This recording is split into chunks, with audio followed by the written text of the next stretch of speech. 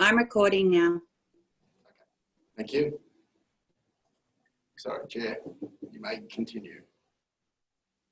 Thank you. So just reiterating that we have apologies from Councillor Campbell, who may or may not attend a little later on, and Councillor Abbott, who is not attending. I'll move those from the chair. Seconder, please. Thank you, Councillor Fisher. All in favour? Against? They're carried. The minutes, which are attached, I've had a flick through. Fairly comfortable with what I've seen. Move Councillor Fisher, seconded from the chair by myself. All in favour? Against? Carried as true and correct. You'll have to bear with me. I've got to scroll down on my PC.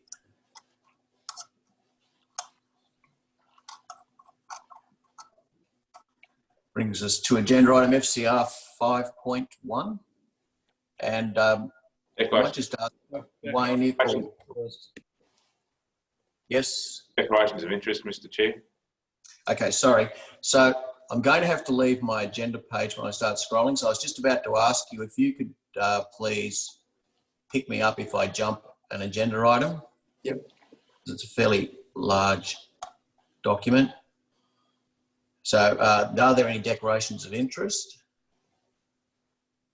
I might just put in my standing one with regard to the fact that I manage a property that does intend to access water from the Runbai water pipeline when it's up and functioning. And if I could have that held as a standing declaration until such time as that is carried out, please. Other than that, we'll move to page 1, which is the financial summary and investment report. You want to just have a move and a second for the declaration? Oh, sorry, yes. So move Councillor Fisher, seconded Councillor Bedgegood. All in favour? Against? It is carried. Okay.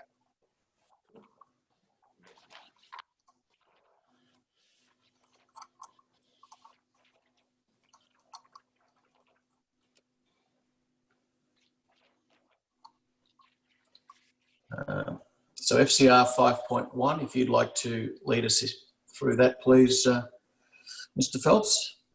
No problem. Thank you, Mr. Mayor.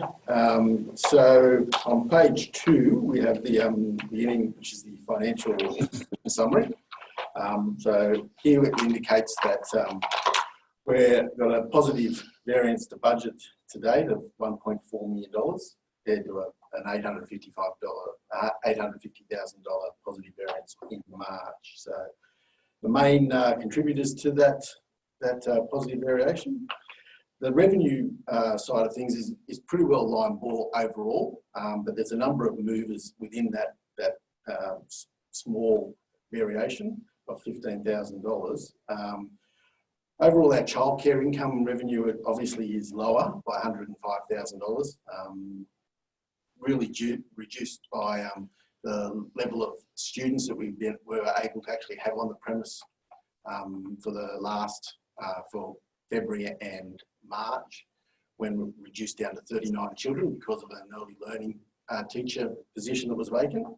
But then also we have the effects of the COVID-19 coming through. So it's starting to bite coming through into April and into May coming into the mix. So we'll talk about that a bit later. Real estate revenue, it's higher by $155,000. We had the settlement of the sale of a subdivided lot behind the Coles Emporium there, at the Coles supermarket car park. So we've had a bit of windfall. That was $145,000 of the 155. Sale revenue is down by about $89,000, just lower numbers coming through the yard, drought driven as well as COVID-19 effects. Landfill is down by about $90,000, $88,000 to be precise. Just reduced patronage at the landfill sites at the moment. Obviously, there is a bit of an effect with COVID as well, with a lot of people staying at home and not going to the waste facilities, which is a recommendation that the council put out. General fund interest is down by 200,000, so that's a big hit on the bottom line. It makes it very difficult moving forward. White Park revenues are down by 100,000, mainly due to, again, the COVID scenario with regards to our events. So a lot of our horse events have been cancelled. The English sales were cancelled. The horse festival areas were events were cancelled. So we had a major hit on our bottom line in regards to that. The RMS State Roads actually is higher than budget by $109,000, which is a bonus. So we effectively had some increases in our private works as well as our maintenance side of things. So that's a bonus. And our water supply revenue is higher than budget by $500,000, which is more or less the capital grant funding for the pipeline. So we're just in front with our receipt of our grant funding from our bodies. So that's a bonus coming through. Overall, other than that, everything else is pretty consistent across the board coming through the mix. The next one down there is effectively the operating revenue and expenditure. It's lower by $350,000 coming through. Internal fleet hire is down by about $260,000 to $70,000. So hopefully that will continue to increase coming through up until the end of the year with a bit of maintenance and so forth. Can we just fix that typo up there too, please, on an internal fleet hire? I'm sure you're just putting it in there for fun. Yeah. Yes, very good. Thank you, Mr. Mayor. And the quarry revenue is down by $80,000, just reduced material coming out of our pits at the moment. So over the next period of time, that should come up a little bit with a bit of work for maintenance and capital works coming through. Operating expenditure is nearly line ball when you look at the next line down. But there is, again, a lot of movers in there. Hostel costs are higher, nearly by $200,000 to date now. We've actually had another consultant go in the last month for provider assist, which has come back with quite a good win for Government Place, which is they've gone in and checked the dependency for a lot of our residents and actually have found some more subsidies that we can actually claim back from the government. So that's quite a substantial hit, and that'll hopefully eradicate the overspends coming through. So we actually have them going in at the moment that are doing the next 5 residents. They only have done 5 at the moment, but they've picked the next 5 most dependent residents coming through and reviewing those for us as well now. So we're trying to gain as much government assistance as we can to just drive it along. The waste operations, in regards to that, our costs are higher than budget by $130,000, mainly due to the curbside disposal at Muswellbrook as we've raised previously. So we've both myself and the Director of Environment have gone through and we're looking into the waste side of things, looking at strategies coming through, and you'll see a lot of votes happening in the waste area coming into the more detailed sections, and that's mainly so that we can take a breath and pull back and actually get some strategies happening moving into next financial year. So we've got a few things that we're working through, trying to reduce our costs coming into the mix and actually improving the facilities. Just if I ask Mr. Pringle just to make a comment too in regards to what we're doing with waste, Scone, curbside collection waste. Yeah, so at the moment, through you, Mr. Chair, we have on every Tuesday we have curbside from Scone going back to the Scone waste management facility. So we've got approximately about 20 tonnes a week going back into Scone, whereas previously that was going to Muswellbrook. So we're saving money there. We're also looking at reducing the number of transfers of waste from Merriwa and Murrurundi back to Scone to fortnightly rather than weekly to try and reduce some of our transport costs. So that's happening. So, and we're also looking at reviewing the hours of operation of some of our facilities as well, see if we can save some money there. So again, we've got that issue of the catch-22 of we've got limited lifespan at our waste facilities, but we also need to obviously dispose of waste at our facilities to generate income at those facilities. So it's a bit of a balancing act of how we do that. But yeah, we certainly, I think we've got a lot of things in place to try and find savings and generate additional income. Okay, thanks, Matt. Moving down. Before we go on, can I just ask how we're going with the recruitment? Is that still on hold, or are we pressing forward? No, ask Mr. Pringle just to give an update on that. Yeah, through the chair, we've an advertisement went out this week trying to recruit someone for that role. This will be the second time that we've gone out to the market. So, yeah, obviously with the COVID-19, that caused a few problems, but we've gone back out this week. Okay, conversely, there should Just for the records, Councillor Fisher, I'm assuming you're asking about the position for the waste management manager. Yes, absolutely. Okay, right here, moving forward. The next one down on the expenditure on page 4, roads and bridges, the maintenance on that area is down by lower than budget by $420,000. So obviously we've got a bit of funds in there that we can use to do a bit more maintenance coming through to the end of the financial year. Golf course operations, it's higher by $160,000. It continues to be a bit of a drain on our system, on our budget. So we've got to look at ways of actually trying to mitigate some of those costs coming through into the next financial year and to the future. Just to comment on that, we are continuing to explore other options in regards to potentially how we can minimise costs going forward there. So they are still continuing.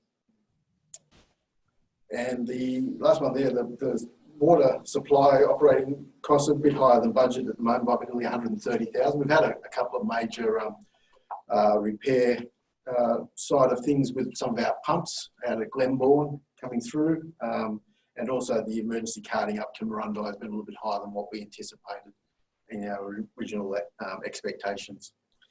So we've taken a little bit of a hit there. All other costs have been pretty well lower than budget across the board.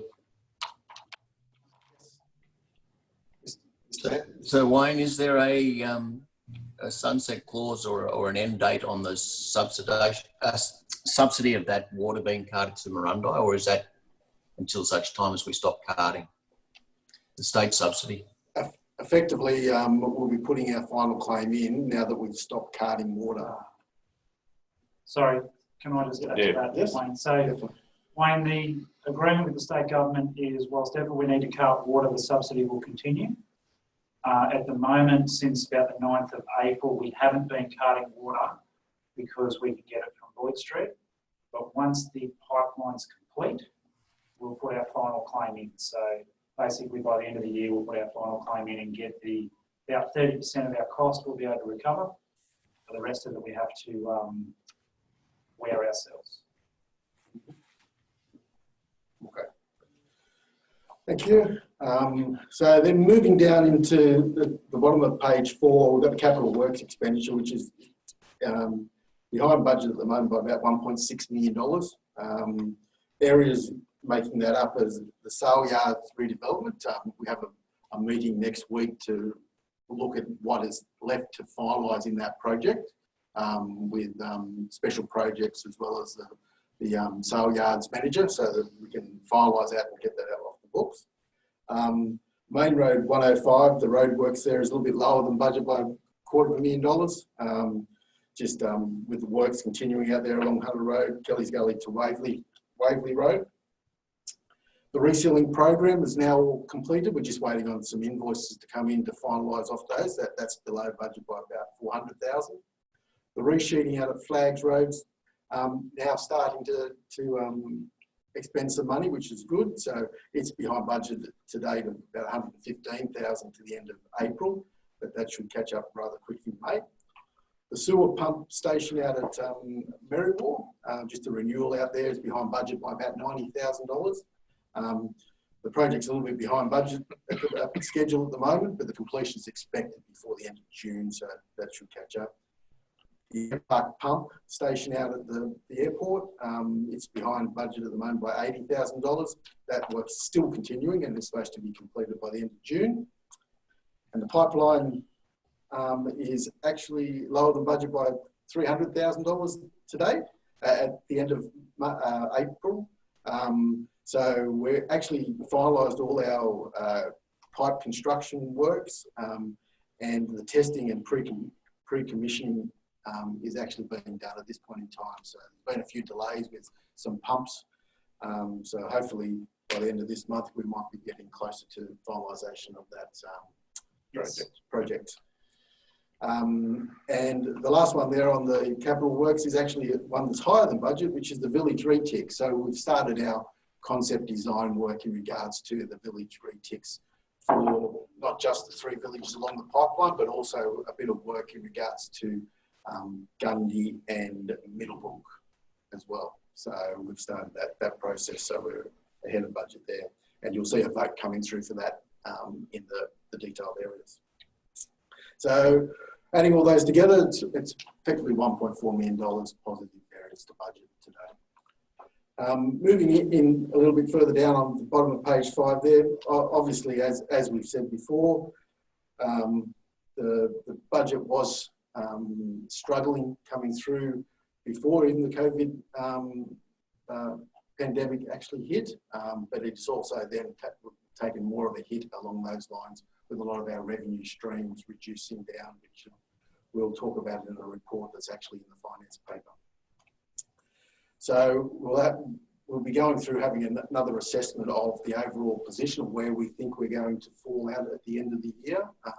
I've got that on the table to look at over the next week or two, so that we can have an idea well in advance of the end of the financial year, what our position looks like at 30 June. So also then obviously we'll be looking at the capital works program again over the next couple of weeks as well, and writing back out anything that we don't think that we'll be delivering before the end of the year, because we'll be going through the process of bringing that in as adjustments to our Depop moving into the 2021 year. So they'll be just looked at as well by all management coming through. Moving into just the budget summary there's been no net variations coming through. It's still sitting at 0 there. So we've sort of held a bit of status quo. There's a bit of money moved around inside the actual budget, but overall the bottom line is 0 at this point. Non-financial, surprisingly, we're actually still the same amount of KPIs not meeting target as what we were in March. There's been a few movers in regards to what ones have been on target and off target coming through. Obviously, you'll see when we look at all the red indicators summary on the pages coming through from 7 through to 10, which is 21 of them, that the children's services areas are now starting to take a bit of a bite with the reduced numbers coming through. Also, the tourism side of things with the VICs, they're starting to take a bite as well. And the public libraries, even though it's only got one, they're starting to come back to coming off target, which we'll talk about as we go through the more detailed versions of the finance papers. But overall, it's 15% off target at this point in time. Then moving into page 12 through to 15, here you'll see just the overall summary on page 12, which is just with our request votes in there. As you can see, they all net off to 0 coming through, just for each fund. And then it goes into more of the service areas of the organisation that shows more detail of where those votes and surrenders are coming through, which come back to 0 in the end. So overall, that's the upshot of the financial summary. Moving into the banking side of things on 16 and 17. So that's the bank rep. Our cash has dropped down a little bit. Obviously, we'll be getting some rates in at the end of this month, as well as our FAGS grant for the end of the year. For the last quarter of our FAGS grant will come in May as well. So that should hopefully go back up again there. So our investment portfolio has been sitting pretty stagnant at about the 22 million mark coming into the mix. Moving then into the net current asset positions, just for the information where they expect to fall out by the end of the year, just as a high level version. And our borrowings on page 22, moving down to there, as you can see, our overall principal outstanding at the end of April was $20 million. So that was our balance at that point. Moving into our restrictions on page 23, coming through to page, which is all our definitions, through to page, let me just grab it, page 35. Here you've got your definitions coming through, and then you've got the more detailed financial numbers coming through from page 30 through to the 35. And in here you'll see there's a bit of movement in regards to some of our restricted assets. On page 31, you'll see there that in solid waste at the top of the page, we've got a bit of money coming back into the RAs there with some grant funding that we have secured for the transfer stations at Merriwar and Murrundi. So those projects will kick off next year. Better waste recycling, obviously without our waste manager there, we haven't been able to kick off too many programs, so that's gone back into an RA for next year. Airside development's money, just a movement of dollars coming through. We're looking at the loan coming at the end of this financial year, going into the mix, and with the project being pushed back each month, then effectively we're putting that into an RA for next year to produce the project. The other major ones there, the domestic waste management with regards to the future upgrade of Murrundi, that's effectively a bit of loan funding that we were going to get for the waste facilities this year. We budgeted for. We won't be doing that this year. We'll be doing it next year in our Depop coming through. So, so we pulled that back out. Apart from that, all the rest are sort of like movements just in and out of the actual funds coming through the mix. Another one that's right down the bottom of page 35, you'll see there that we've had to put our sales of Aberdeen. We haven't been successful with any of our sales at Aberdeen from the land development side of things this year, so we've had to bring that back into that negative RA for the land development, unfortunately. So hopefully next year we might be able to kick off some sales, which will be beneficial to the council. Just with that, Mr. Chair, through you, we are looking at a different strategy in regards to that. So I know that I've been speaking to the director in that space to look at a different strategy to get those properties moved on for a number of reasons. One is that we basically pay the rates on those at the moment. If we can basically have some sort of arrangement in place, whether it's a deferred settlement arrangement whereby we basically pass those or sell those properties, also it sort of assist in regards to development income going forward, and also allow water charges, things like that. So we're looking at a strategy to implement very shortly in regards to trying to move those properties. Will that include looking at the prices we're trying to charge for them? Yes, it will, and also look at the settlement terms as well in regards to whether there's delayed settlement over a period of time. It could be 1 or 2 years. Having a de facto bike track running on that vacant land as well is not helping issues. What's happening with that? Matty, you're right to give an update on that, please. That's the Aberdeen Common and the adjoining council land, yeah, through the chair. So we have been speaking to the police about that, asking them to look at increased patrols in that area. We understand that there have been a number of fences cut and people are obviously getting through there and using the site. We do have signage up there at the moment. Unfortunately, that's being ignored. and we're also writing to Crown Lands about the issue. It is Crown land, and they, I guess, obviously administer, or they manage that land, and they, may take their own action, whether it's, putting up additional fencing or signs or whatever. But we're certainly trying to address the issue. Yeah. So what about our own rangers? Yeah, so our compliance officers have been out there and they've had a look at the site, and they're the ones that have been talking to the police. Yeah. Well, increasing patrol. The police and the rangers need to be there on Saturday and Sunday mornings when these places are used illegally. Yeah, so it is a police matter though, it's trespassing. So our compliance officers don't have powers in relation to those sorts of matters. So it is a police matter. The other thing we're doing is looking at doing a letterbox drop as well, just advising residents in the adjoining streets that they need to contact the police if they observe people on that land riding motorbikes. And we'll also be looking at potentially trying to replace or mend some of those fences that have been cut. See if that'll sort of assist with the process as well. Yes, Mayor. So these, look, we've been discussing this for far too long.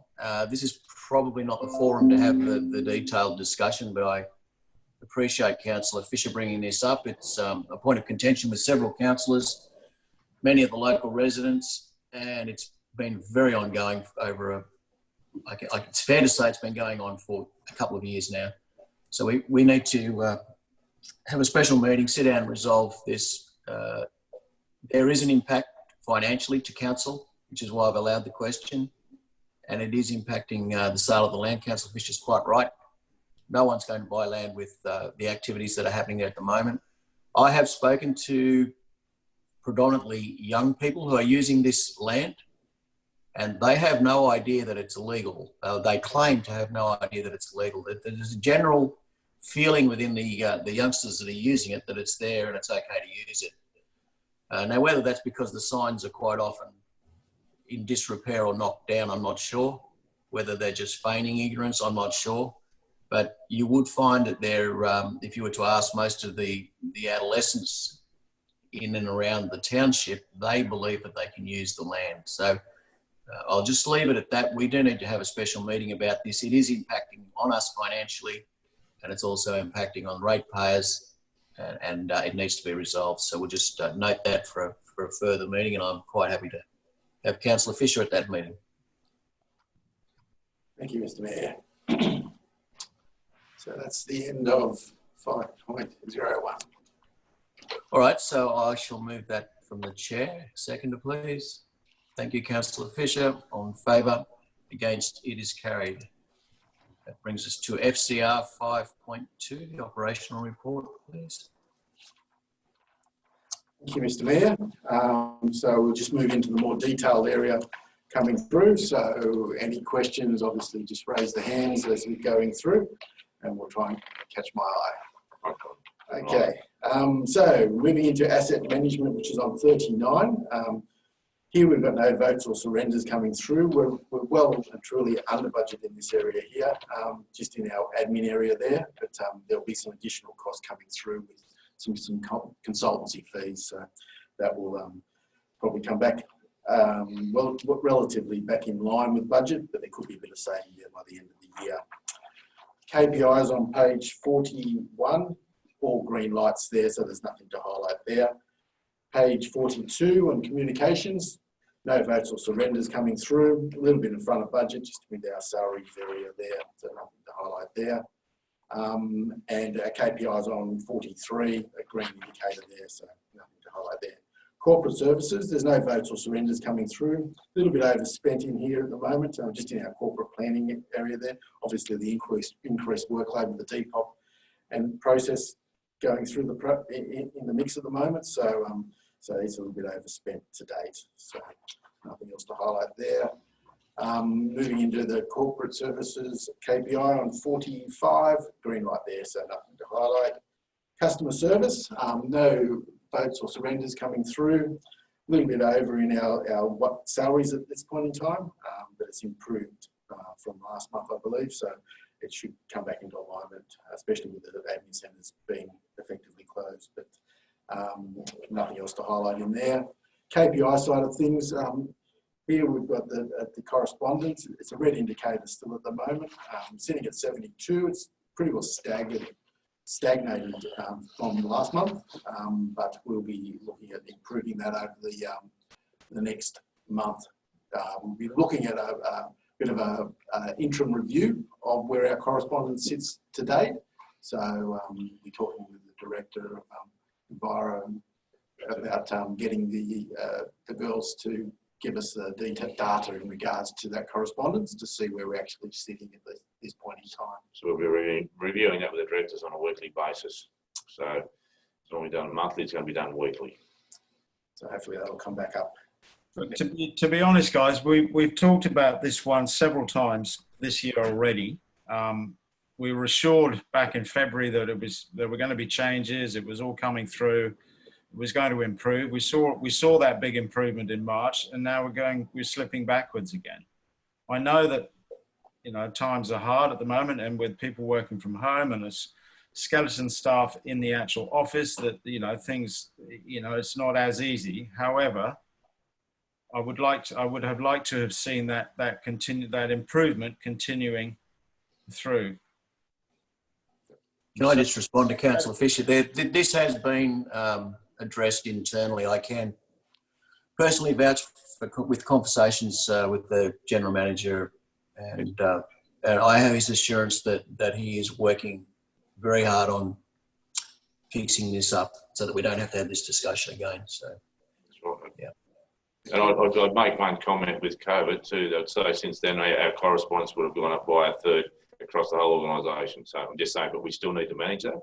But our volumes have increased by a third. I'll leave it at that. But through the chair, could I just make a comment as well, please?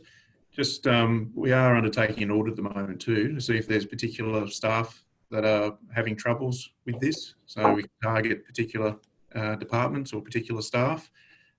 So we're undertaking that audit at the moment. So hopefully that will help identify any issues that we've got. Thank you. Moving into depot operations on 48. Here we've got just a couple of votes and surrenders equaling each other off, just moving some of the money around in there, just with our building maintenance and cleaning costs a little bit higher. And our radio and two-way maintenance is a little bit lower, so we're just moving some money around in there. Overall, it's a zero movement on the bottom line, and we're a little bit overspent today, but hopefully that'll come back into alignment before the year. Financial services on pages 50 through to 51. No votes or surrenders coming through there. A little bit overspent at this point in time, just in regards to a bit of in the admin area with salaries and the utility costs. So we're reviewing that as coming through to the end of the year. On page 52, our KPIs, a green indicator there, so nothing to highlight there. And with regards to the on-cost calculations coming through on 53, we're pretty well kicking along in line with budget, so there's nothing much to highlight there. Fleet management on page 54 to 55, no votes or surrenders coming through. Overall on 55 there, you can see we're well behind the overall budget year to date, mainly due to that internal fleet higher recovery. So hopefully that if that improves, will also improve our bottom line in this area. Fuel costs have been higher than anticipated, mainly due to the price of fuel coming through from July through to February. But now with the actual the oil markets in a bit of dire straits, we've actually been able to get fuel for a lot less price per litre. So hopefully that will come back into alignment before the end of the year. Moving into the KPIs on 56 through to 58, 3 green indicators there, so there's nothing to highlight there. General management on page 59, no votes or surrenders, pretty well nearly on budget, a little bit under in salaries, but that's all there. The KPIs on 60, green light, so nothing to highlight there. Governance and risk, no votes or surrenders coming through, a little bit higher in wages here, so we're a little bit overspent, but that's nothing else to highlight in there. And the KPIs, just with our our policies and admin principles. Again, this is another one where the senior management group are constantly looking at and wanting that to be improved to bring it back up to the target area by 30 June. So that's another one that's been in very deep discussions. So apart from that, nothing else to highlight there. Human resources on page 63, no votes or surrenders coming through, nearly spot on budget overall. A little bit overspending in our salaries and workplace health safety areas at this point in time, as well as we've had the additional cost with COVID-19. We've just set up a separate hole there so we can monitor what costs we're actually expending, physical costs that we're expending. So, so we're a little bit over there. The offsetter of that is the trainee costs with the COVID that we've got going at the moment. There's 2 vacancies sitting in the trainees area, which we haven't filled at this point in time. So that's just an offsetting saving coming through. KPI on 64, a green indicator there, so there's nothing else to highlight there. Information services, no votes or surrenders coming through. A little bit overspent here on page 65, just mainly in regards to some additional system software that we've acquired. We're just reviewing those costs at the moment because I think that we've got a few prepayments that are sitting in that that software that we've just acquired. So we'll be making an adjustment for that coming through. So that should bring it back more into alignment. KPI side of things on 66, the green light indicator there, so nothing to highlight there. Infrastructure support, no votes or surrenders. A little bit underspent overall here, which is quite good, just in salaries coming through. So apart from that, nothing else to highlight there. KPIs on 68, both green indicators at this point in time, so nothing to highlight there. Revenue services, here we've got no votes or surrenders coming through, a little bit overspent to date. Couple of movers in there, just in salaries a little bit higher than what we anticipated. And also our revenue and our legal debt recoveries, they're both up and down by about the same amount, by $7,000 just with our recoveries. So our revenue's been a bit lower and as well as our cost recoveries. KPIs on page 70, we've sort of stagnated in regards to the collection coming through. Obviously with COVID, we haven't been pushing too hard in regards to our debt recovery, thinking of businesses and so forth, but it's something that is definitely in the thought pattern moving forward to try and isolate exactly the actual revenue that's outstanding there. But we've sort of had to look at it on the basis of with COVID and businesses struggling, we've got to be very mindful of the way that we attack it. Moving into stores on page 71, no votes or surrenders coming through here. We're well and truly underspent in this area. We had a budget item from January for a new yard person, which we haven't engaged at all. So, and we won't be engaging that position until the end of the year. So that will be a saving to the bottom line overall. KPIs for the actual stock levels are quite good on 72, and so our stock levels have been kept well and truly in check. Sustainability on page 73, no votes or surrenders coming through here. Overall, it looks like we're a little bit overspent here, but there's a journal that needs to go through for the RA there for the renewals, which is about 4 numbers down on that page there, the $35,000. Actually, overall, we're actually underspent, obviously, with the position being vacant. So once we do that journal, that should show the saving that we've actually had in that area. Moving into administration and education, here on page 75, no votes or surrenders here. Nearly spot on budget coming through, just a little bit over in salaries. KPIs on page 76 through to 77. Here we've got a green indicator and an amber indicator. Obviously the amber indicator is the one that's going to struggle coming through for the next couple of months. That's with the engagement of organisations and partnerships. So obviously with COVID and restrictions on gatherings and so forth, it may struggle, and it's starting to feel that effect now. Apart from that, the other indicator is the green indicator, because we've actually were well and truly above budget for the whole year to date, so it's a bonus there. Government Place on page 78 to 79.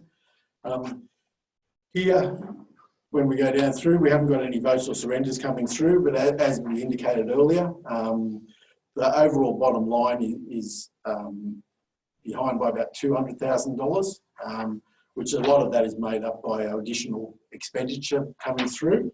Our revenue streams have been relatively consistent, which has been good, but as I indicated earlier, with that extra consultant coming through and doing that review of our Medicare subsidies that we can obtain for our residents, hopefully we'll see a big spike in our revenue streams, which will be good to cover off that additional cost that we've had to do, not just for looking after the residents through the COVID pandemic, but also the cost of the compliance, trying to get us up to spec with this compliance. So, and we're obviously still looking for other funding outside of that as well. Apart from the provider assist, we're looking at different business improvement funding as well to try and build that up. And we've written to the reviewer to find out when that money would be expected to come in. So we're trying to confirm that. Yeah, we want to come in this financial year, obviously. Correct. Yes. Through the chair, could I ask Matt if we've had any issues with the lockdown so far? Is it running smoothly, or have there been any problems? Through the chair, it is running pretty smoothly. We haven't had any major issues, but obviously with the recent code that's been developed by the industry with the government as well on visitation restrictions, we are reviewing that at the moment. So there will be a change to the visitation restrictions very shortly.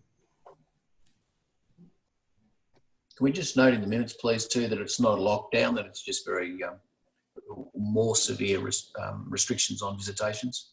My apologies. No, that's okay. Thank you, Mr. Mayor. Moving to the KPIs on page 80, 81. Here we've got one green indicator and one amber indicator.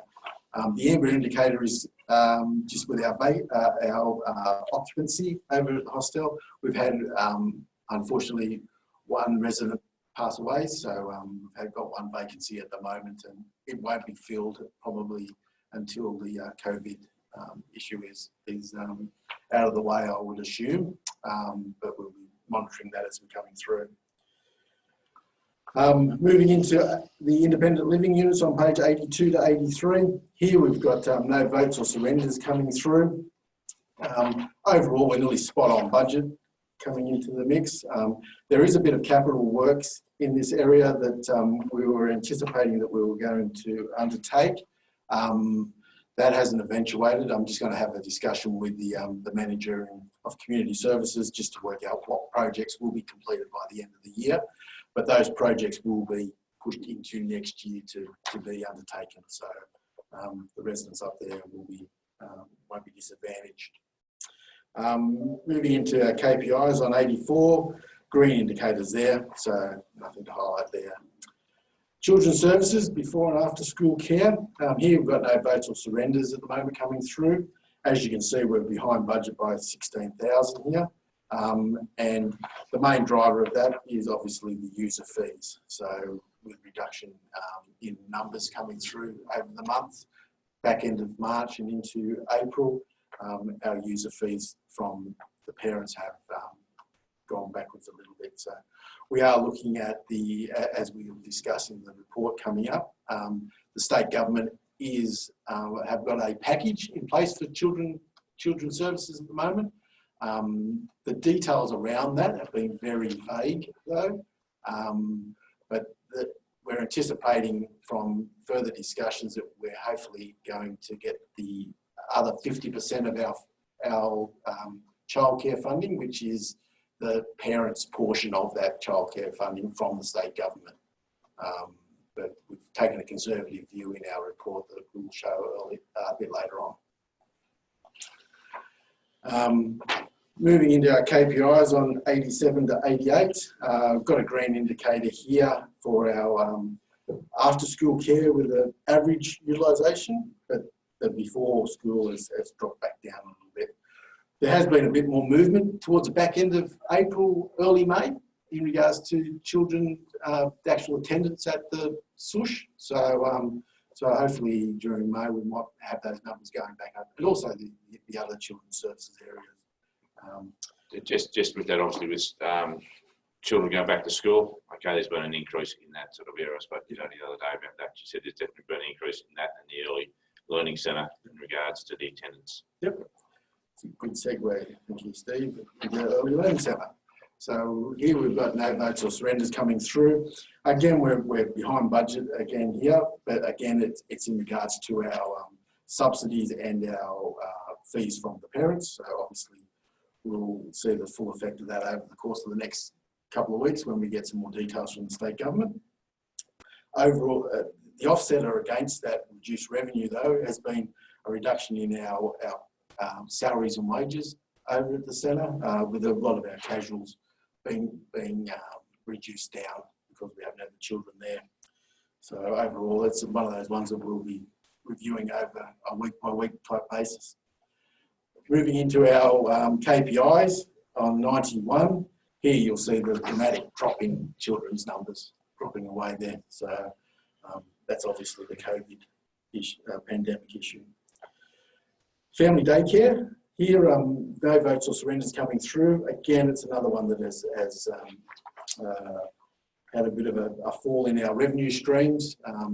Obviously, with the government's free childcare, we've been getting some benefits from the federal government for the childcare subsidies, but the thing that's missing is the actual parents having to pay their share of admin costs to council.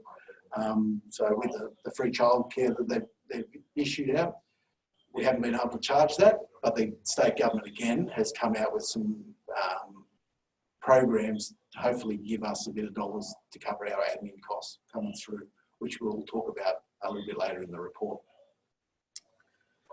KPI, again, a red indicator on page 93. So here we've just the effects coming through. Social protection on pages 94 to 95. Here we've got a few votes and surrenders coming through.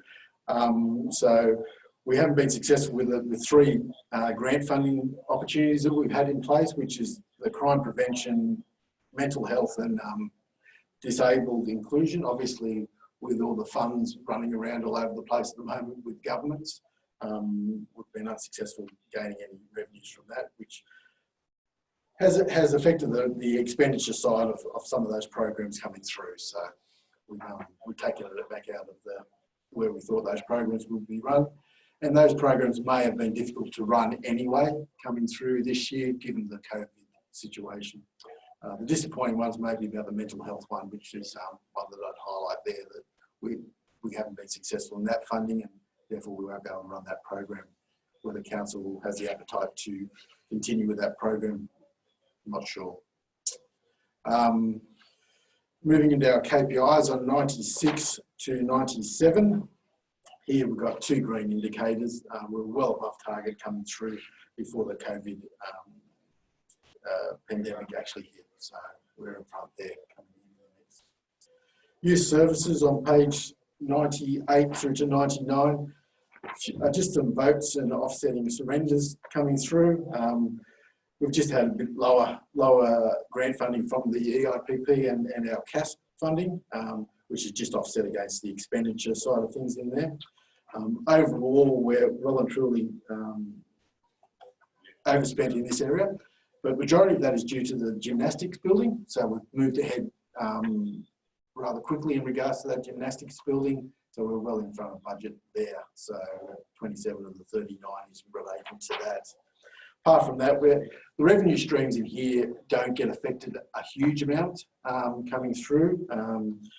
So we don't see too much of a hit on our revenue side of things. But while we've actually had the closed doors, we've actually done a bit more building maintenance. So we've actually got in and become a bit more proactive in our building maintenance Moving into our KPIs on coming through for 100 through to 103. Here we've got 2 green indicators and 2 red indicators. Obviously, with the centre closed, you're seeing a lot of the KPIs coming through that are coming back to the actual target area. So by the end of the time when we actually reopen the doors, we may find that that is actually all in the red indicators, unfortunately. Moving into camping areas and caravan parks on 104, no votes or surrenders here, nearly on budget coming through. Reduced revenue obviously from the caravan parks, which will continue on, but also we've had a little bit lower costs in regards to our camping grounds because of them being closed, so a little bit of an offsetter there. KPI side of things on 105 to 106. 1 green indicator and a red indicator there. The red indicator is in regards to our caravan park. So obviously that's won't be accepting any bookings until we're actually open again. Community Connect services, CCSs. No votes or surrenders coming. Yes. Through the chair, can I just ask the chair whether he feels it would be beneficial to have an economic development and tourism meeting, just to discuss where we're sitting and how we might best plot our course out of this COVID pandemic? The answer to that is yes, and I'll be contacting the general manager about a couple of committee meetings that we probably need to have, but that's certainly one of the more important ones. Okay. Continue on with the Community Connect services. Pretty well spot in line with budget. A bit lower in our revenues, obviously, with the centre closed at Marundi, but also we have cost savings that offsetting that coming through. KPI side of things, we've got a red indicator and a green indicator. The red indicator obviously will remain red, I would think, until such time, until the end of the year, unfortunately, due to the closure of the facility. Economic promotion on 110 to 111. No votes or surrenders here. Nearly spot on budget coming through. We're jumping ahead with our We Live Here project using the bushfire funding that we received for promotion of that program. So that's a big win and a good promotion moving forward for businesses in the Shire. Moving into the actual KPIs, we've got 2 green indicators on 112 to 113, so nothing to highlight there. Private works on 114.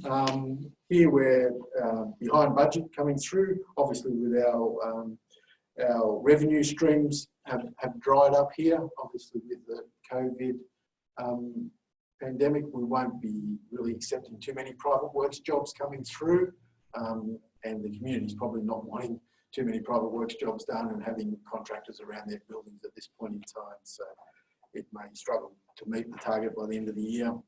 Obviously, we've got a few cost savings in there, obviously, from not having to undertake the private works coming in. Moving into the KPI side of things, with the percentage, it's pretty well in line with target. So whatever revenue we're generating, we're making the margin on it. Moving to real estate, 116 to 118. Here you'll see a number of major votes and surrenders coming through. The first one here on the page is in the commercial property revenue side of things. That's just adjusting the Campbell's Corner revenue that we had in the budget from the beginning of the year due to the delay in the actual settlement of the building down there. We've adjusted our revenue streams, plus also the costs that were associated with that, being the loan repayments. We haven't had to do any of the loan repayments coming through for that period of time when the rent was to be generated, plus also some of the cost for building maintenance and some utility type costs. So we've adjusted our books coming in for that situation, only having it for a 3-month period instead of having it for a 10-month period. The other one down there is the commercial property disposals. This is the one where we discussed in the financial summary, which is the sale of the lot behind the car park at Coles there. So we've subdivided that lot and sold that on to the Coles Food Emporium. The next one down there is the contributions. We've written back out the Upper Hunter homeless contribution that was we were hoping to get for 7 Sermon Street. So with the emergency housing side of things. So we've written that back out of the mix at this point in time. With discussions with community services, I don't think they're in a position to provide that funding at this point, but they're still in discussions with Upper Hunter homeless with that project moving forward into the next financial year. The next one down there is the land development, as we discussed earlier with Aberdeen. So we've written out the revenue streams that we thought we were going to get for that, but also we've made the adjustments for the cost of those sales coming through the mix as well. So offset those and put that back into the property RA. With all those revenue changes, obviously there's expenditure changes coming through. So we've made the adjustments in the expenditure area there, and then also there's been an effect on the RAs coming into the mix with the property development RA, as well as we've banked away the net property disposals into an RA. So we've got that put into kitty for another property transaction. And we've sort of backed out a little bit more of the Campbell's Corner expenditure there that we thought we might be going to do before the end of the year with renovations, and moved it into an RA for next year. So we'll increase our revenue renovation work next year. Okay. So overall, there are a fair few movements in that budget coming through the mix. But overall, year to date, it's mainly in front of budget due to that sale of that commercial property area. Moving into our KPI side of things on pages 119 to 120. Here we've got one green indicator and an amber indicator. So the amber indicator is mainly in regards to some vacancies that we've got at Campbell's Corner, a couple of shops there, and one over at Merriwell. Sale yards on 121 to 122. No votes or surrenders in here at this point in time. A little bit in front of budget overall year to date, but that's more or less the capital expenditure side of things, which is 148,000 behind at this point. That's offset primarily with the reduction in our revenue streams coming through. So obviously we have the drought situation, and then it went straight into the COVID pandemic, which with our restrictions on our patrons that can actually attend the sales, we're probably feeling a little bit of an effect coming through from the farmers bringing in cattle from the properties. So we're still doing our live streaming, obviously, but the actual numbers have dropped off significantly. Moving into our KPIs on 123 to 124, here we've still got 2 green indicators. The level of sales obviously will keep coming down, I would believe, over the course of at least the next fortnight to 4 weeks. Moving into tourism area and promotion on page 125 to 126. Little offsets and centres in here, just with a couple of surrenders and vote going through, just with some ground maintenance. Overall, we're a little bit overspent to date, but mainly in regards to our admin costs there with our salaries, but with the VICs now closed for a period of time, the casual staffing has been reduced, so that may come back into alignment before the end of the year. We've also had some staff in those areas take leave. They've had excessive leave, so they've taken their leave balances during this period. Okay. Moving into our KPIs on pages 127 through to 129. Here we've got 2 red indicators and an amber indicator. Obviously, the COVID pandemic and the closure of the VICs has a major effect in this business entity. So, unfortunately, it is what it is. So they'll be all red by the end of the financial year. Noxious weeds, noxious plants and vermin control on page 130. No votes or surrenders and spot on budget. We have got a program which we'll have to revisit with regards to the Pages Reed River project, just to see whether or not we'll be undertaking that before the end of the financial year or not. We've secured a bit of funding for that, but we'll be looking at that. But also, Yeah. Can I just ask, do we ever get an annual report from this particular committee of what they've done?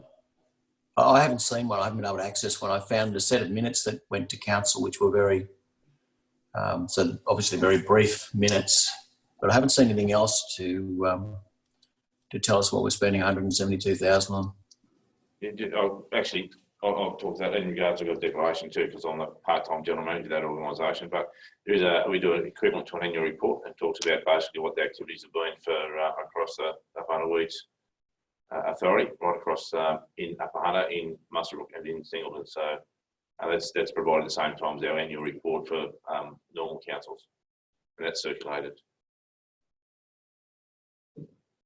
We'll get a copy of it. You get a copy of it. You get a copy of it. So we'll obtain a copy and circulate. distribute it to the councillors. That'll be fine for the last financial year. And obviously, when we get the end of this financial year done, the end of this year, we'll circulate that one as well. And if we need some of those programs, if we need more progress reports on, we should provide those to the council as well.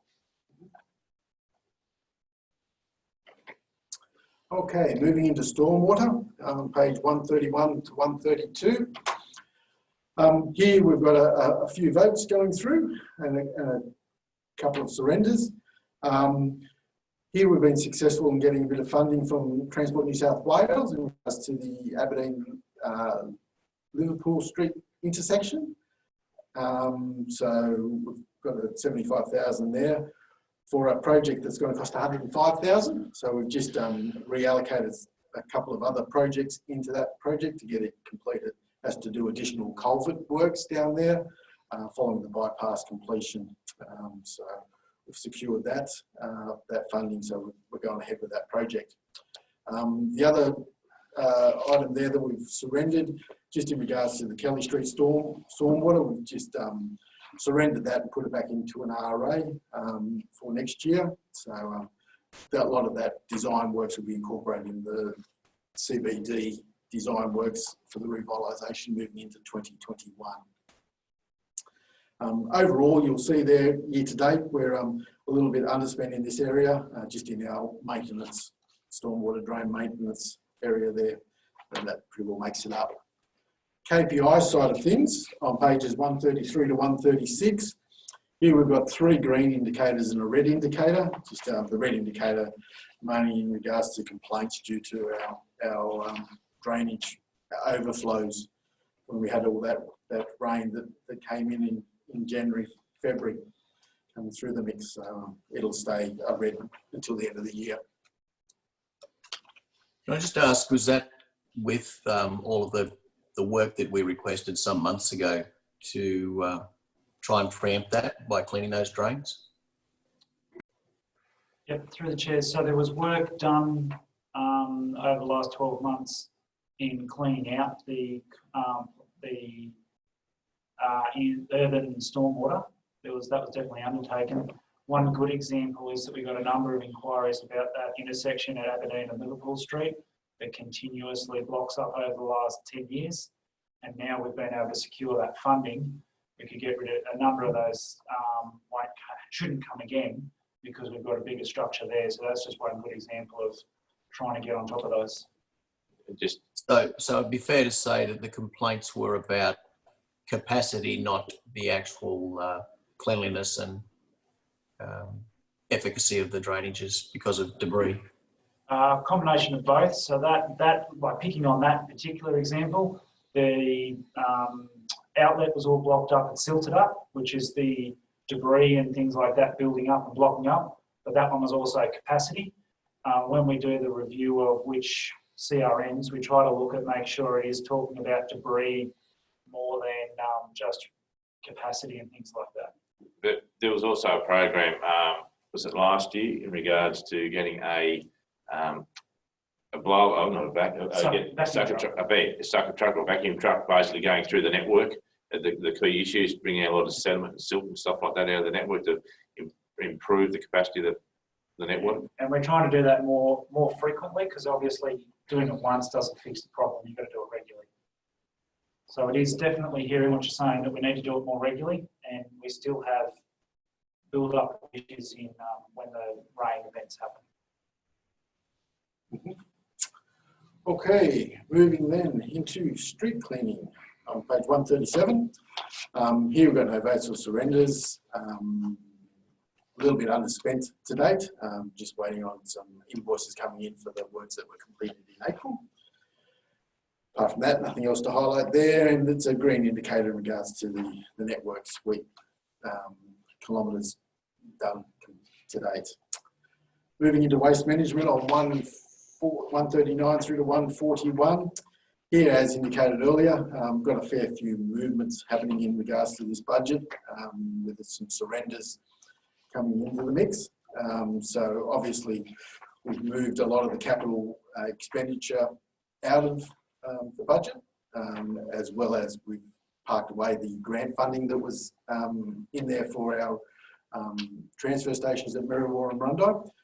And also we removed the loan funding coming through the mix as well that we were anticipating this year, which will happen next year now. But overall, we're still overspent by 220,000, and as the director mentioned earlier, we're looking at measures of reducing those costs, massively coming down, to bring this budget back into a surplus situation moving forward, so that we can bank some money away for rehabilitation works that will be needed over the future years.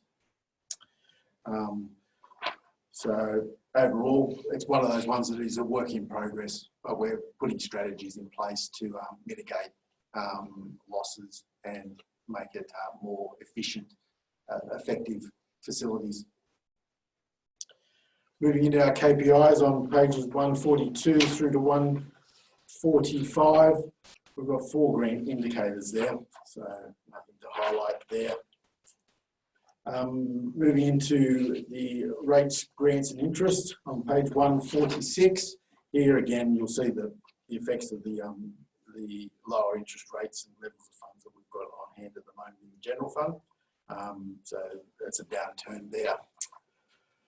KPI side of things, 147, got a green indicator there, so nothing to highlight there.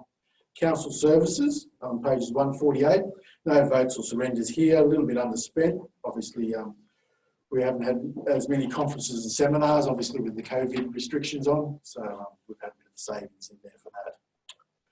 KPI side of things on 149, 2 green indicators there, so nothing to highlight there.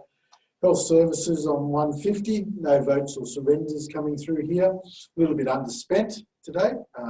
Revenues are down for our statutory fees, obviously, with suspension of some of the inspection programs, but the offsetting of that is we've had a few cost savings there with a vacant position at this point in time in that who was undertaking those inspection programs, which we'll be looking at filling probably in the new financial year.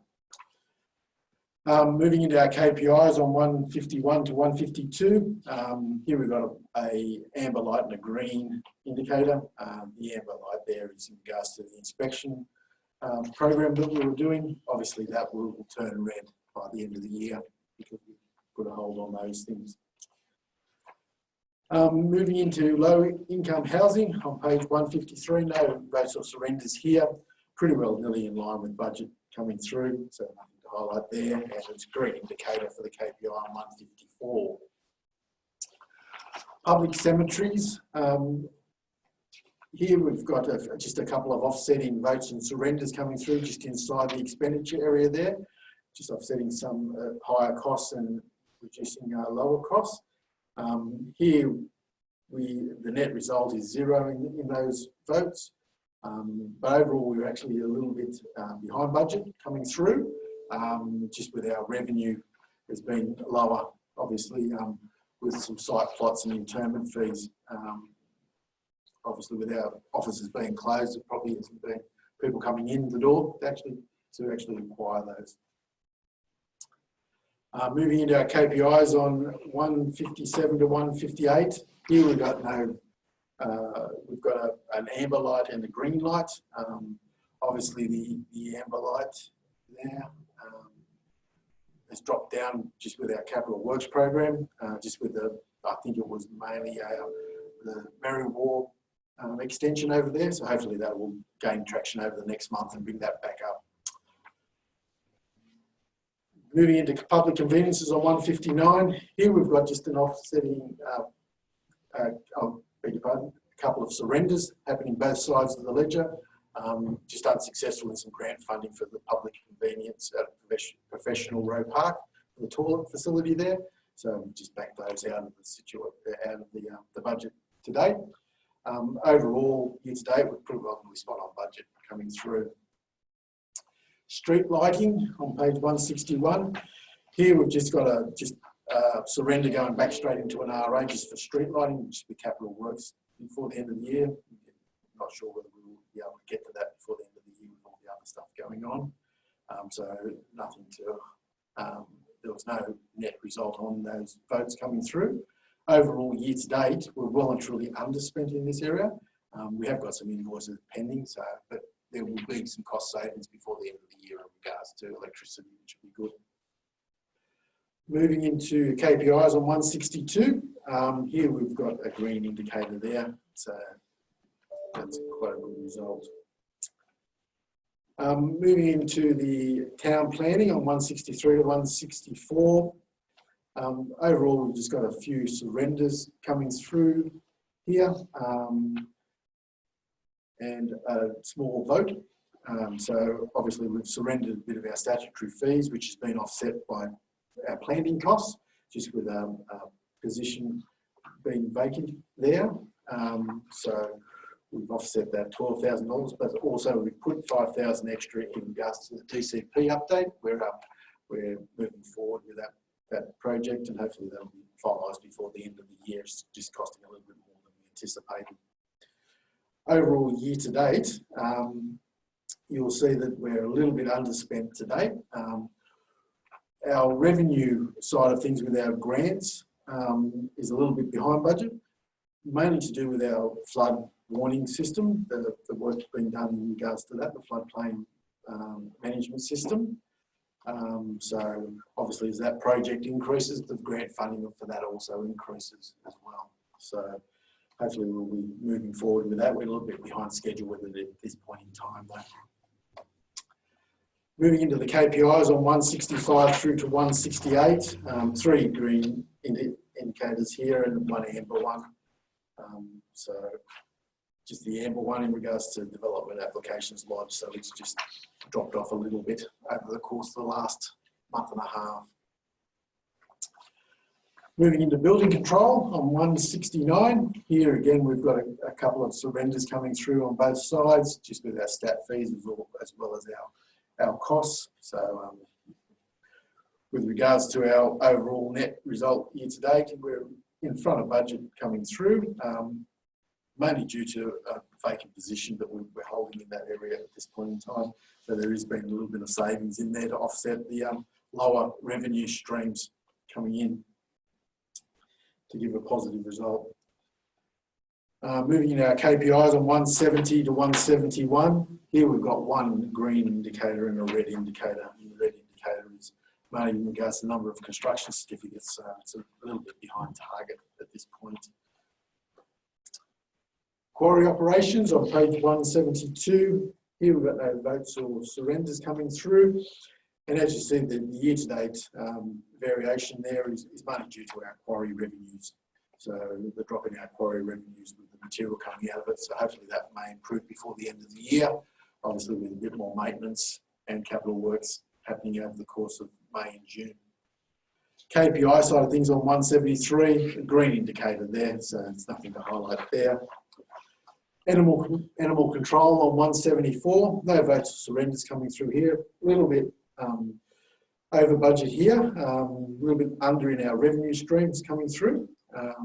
Just infringements and fines for this area. And also we've had a bit more building maintenance coming into play, so we've increased our building maintenance in this area. So they're the two main drivers of that deficiency in the budget. KPI side of things on 175 to 176. Here we've got one red indicator, or 177, I beg your pardon, 175 to 177. We've got one red indicator and two green indicators. The red indicator is mainly the number of animals impounded. So it's sitting at 140 impounded. Again, it's one of the ones that you've raised before. It should just be a statistic and not a KPI measure. So we'll be adjusting that hopefully in the budget decom coming forward. Moving into emergency services on 178. Here we've got a vote of surrender coming through. It's more or less offsetting each other. So nothing on the bottom line. A little bit overspent today just in utility costs and a little bit of grant there, but the grant funding is only really an allocation problem, which you'll see on the next page there. 179, got a green indicator for our KPI, so nothing to highlight there. Fire services, conjecture one, this one. No votes or surrenders coming through. Pretty well nearly spot on budget overall. A little bit underspent in our vehicle maintenance area there, but we're over in admin costs, obviously, Alan's time there. Yes. Did you want to foreshadow Alan's conversation about Gunman Fire Station? Yes, I could mention that. Yep. So through the chair, talking to Alan about this budget, there's a quest to get the Gunman Fire Station out of Merriwall, a new site. The state government, RFS are looking at building a new site, but to do that we need to purchase land. And they don't purchase land, they require council to purchase that land. And Alan's foreshadowed that there will be a cost of about $12,000 to $15,000 to achieve that, which will be on top of these budgets. He's not sure yet, but it looks like it'll probably settle in the new financial year, so it won't hit this budget, but that'll be another cost in next year's budget that we need to manage. So I just wanted to foreshadow that here. I think one of the reasons for that is because I think it was being housed at a private residence, and obviously there's, for insurance purposes, they need to have separate sites. Council needs to have a separate site. I know we've purchased a number of these over the years, but that's the reason why they needed a site for this particular fire control centre or fire centre or bush fire centre. And with that, the RFS pay 100% of that. Obviously, we pay a contribution to that through our levies, but they pay the full cost and we pay a contribution to that. Sorry, correction on that, Steve. They pay for the building. Yeah. We have to pay for the land. We have to pay. Yeah, we pay for the land, but once we pay for the land, they pay that for the improvements on that land, 100%. But we pay a contribution. But we're up for about $15,000 in cost to purchase the land for. We're just looking at different methods of trying to fund that moving forward as well. So it's something that has only come up in the last couple of days. Through the chair, do we have any vacant blocks or underutilized blocks or areas that we could lease or appropriate for this purpose? Not in that location. So the Alan's been through that consultation with them in that area, and they've agreed on a location. I think they've had preliminary discussions with the property owner, and that's how they've come to the value of the land. But we do look, before we finalise these discussions, we do look at any surplus land the council has, especially in road reserves, places like that. If there's any opportunity to try and sort of build these facilities, there's a certain footprint they require. So we do explore that all first, and the last resort is to purchase or acquire property of private residents. There will be a report going through to council though in regards to the proposed acquisition. Correct. Okay. Yep. Okay. Yep. Moving now down into public order and safety on page 182. Here we've got no votes or surrenders coming through. A little bit underspent in this area, just in regards to salaries and internal fleet hire of our compliance officers. So nothing else to highlight there. KPI side of things on pages 183 to 185, 2 green indicators and an amber indicator. So the amber indicator is in regards to our swimming pool inspections. Obviously with COVID-19, those have stopped at this point in time. So they may turn to red before the end of the financial year, just to flag that with yourselves. Moving into community centres and halls on pages 186 to 187. Here there's no votes or surrenders coming through. Overall, year to date, we're a little bit underspent in this area, but it's mainly due to the capital expenditure on the Old Court Theatre. It's progressing along, so its budget will be fully expended by the end of the year, and that project will be completed. So that will catch up rather quick. Saying that, there is some overspends in regards to some of the facilities, in regards to some maintenance and utility costs for the public halls and community centres. So we've had a little bit of an overspend in regards to additional maintenance that was required at those premises. Moving into the KPIs on 188, here we've got 1 green indicator. However, as you can see by the graph there, it's flatlined. Obviously, with a lot of the facilities now closed, the hiring of those facilities have stopped. So that is more than likely to be red within the next month. Moving into our cultural services on pages 189 to 190. Here you'll see that we've got a few votes and surrenders going through. Pretty well with the Kiora Music Camp being cancelled. So we've moved a lot of the budgets now back out of the council's budget and moved it back into the RA. So obviously there were some contributions that were paid coming through. Some of those proponents have said leave those funds in there for next year, which is fine. So that will just go straight into the Kiora Music Camp's RA and come back out next year for those projects, for that camp to happen. Apart from that, we've also had the public arts program. So it's been delayed. So we've got $6,000 worth of expenditure there for donations towards that program that we also park back into an RA. So we moved those into there. So it's been a little bit of movement in the cultural area based on COVID-19. Moving into our KPIs on 191, it's a green indicator there, which was well above target even before all the pandemic hit, and it will remain green right through to the end of the year.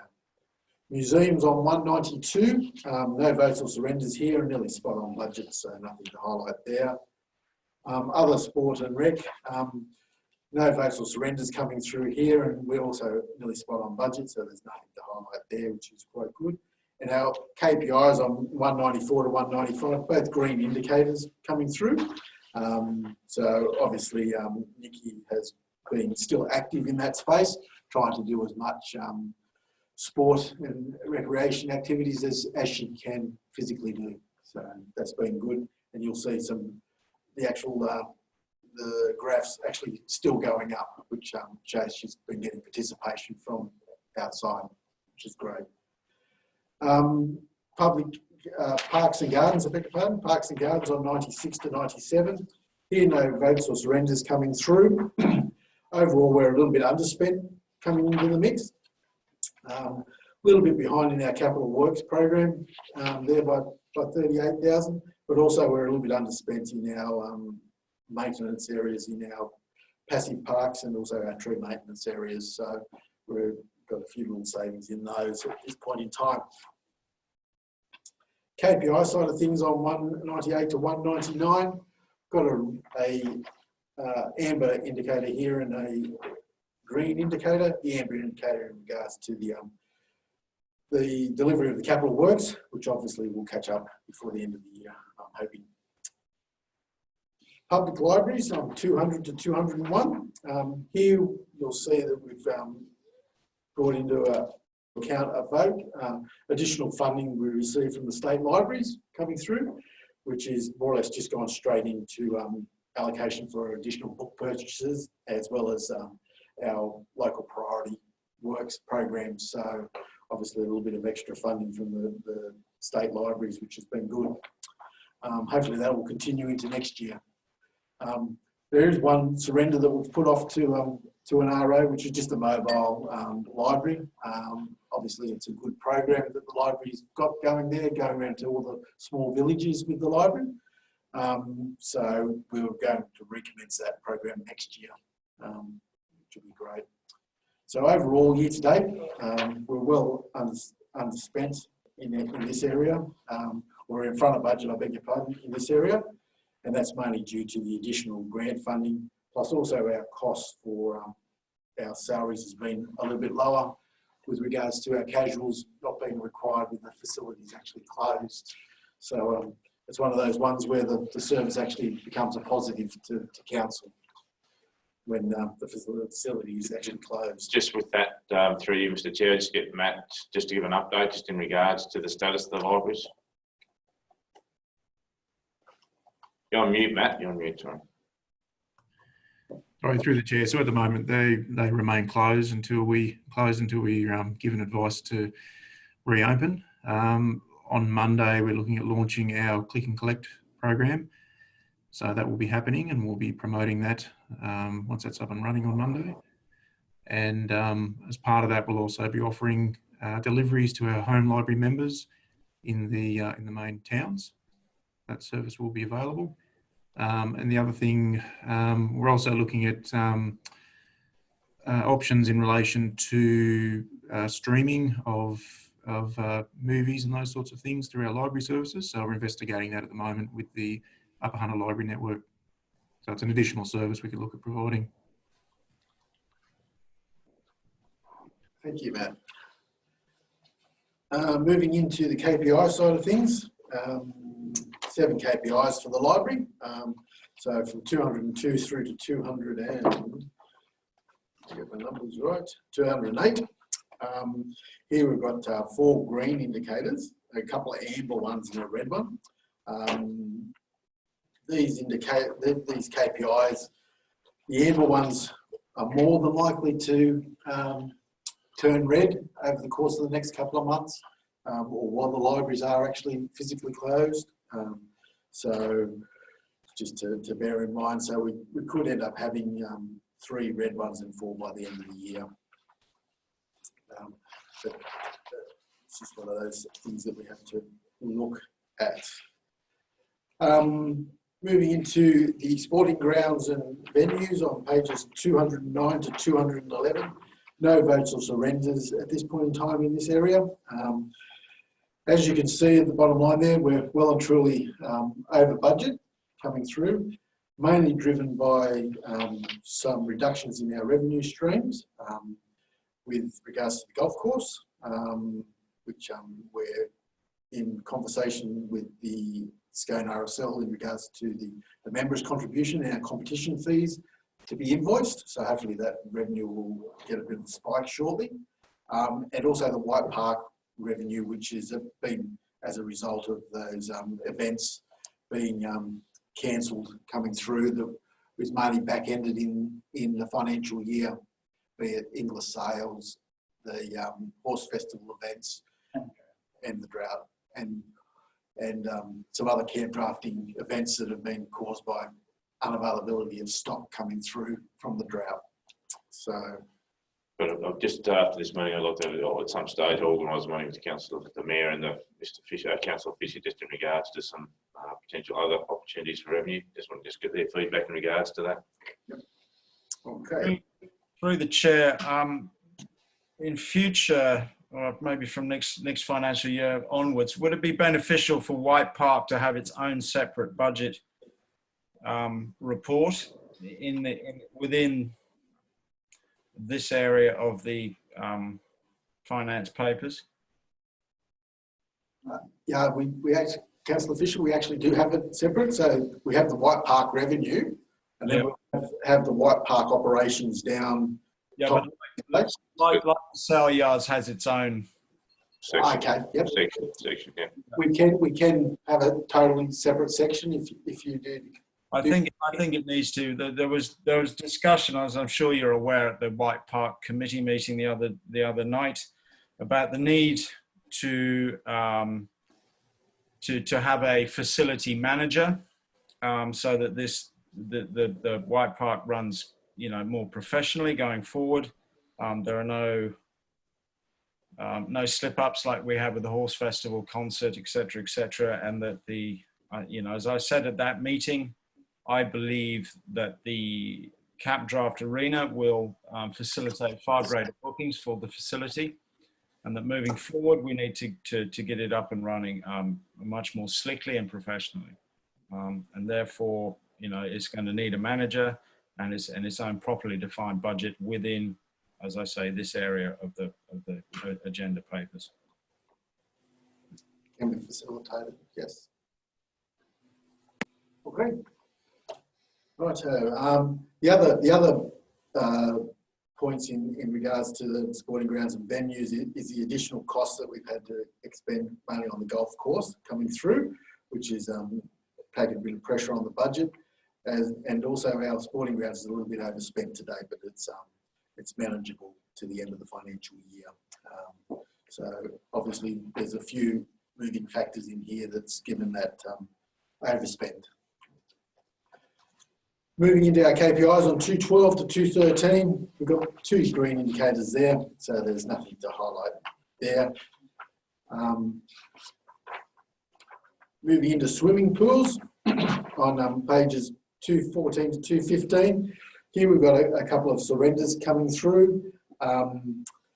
We more or less wasn't successful in regards to getting some funding for the disabled steps for Scone and Merriwell. We continue with trying to obtain some of that funding moving into next financial year, and we've included those disabled steps into next year's delivery program.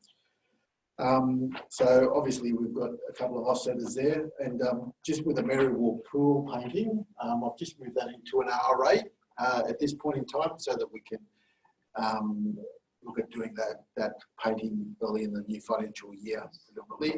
That's not grant funding. No.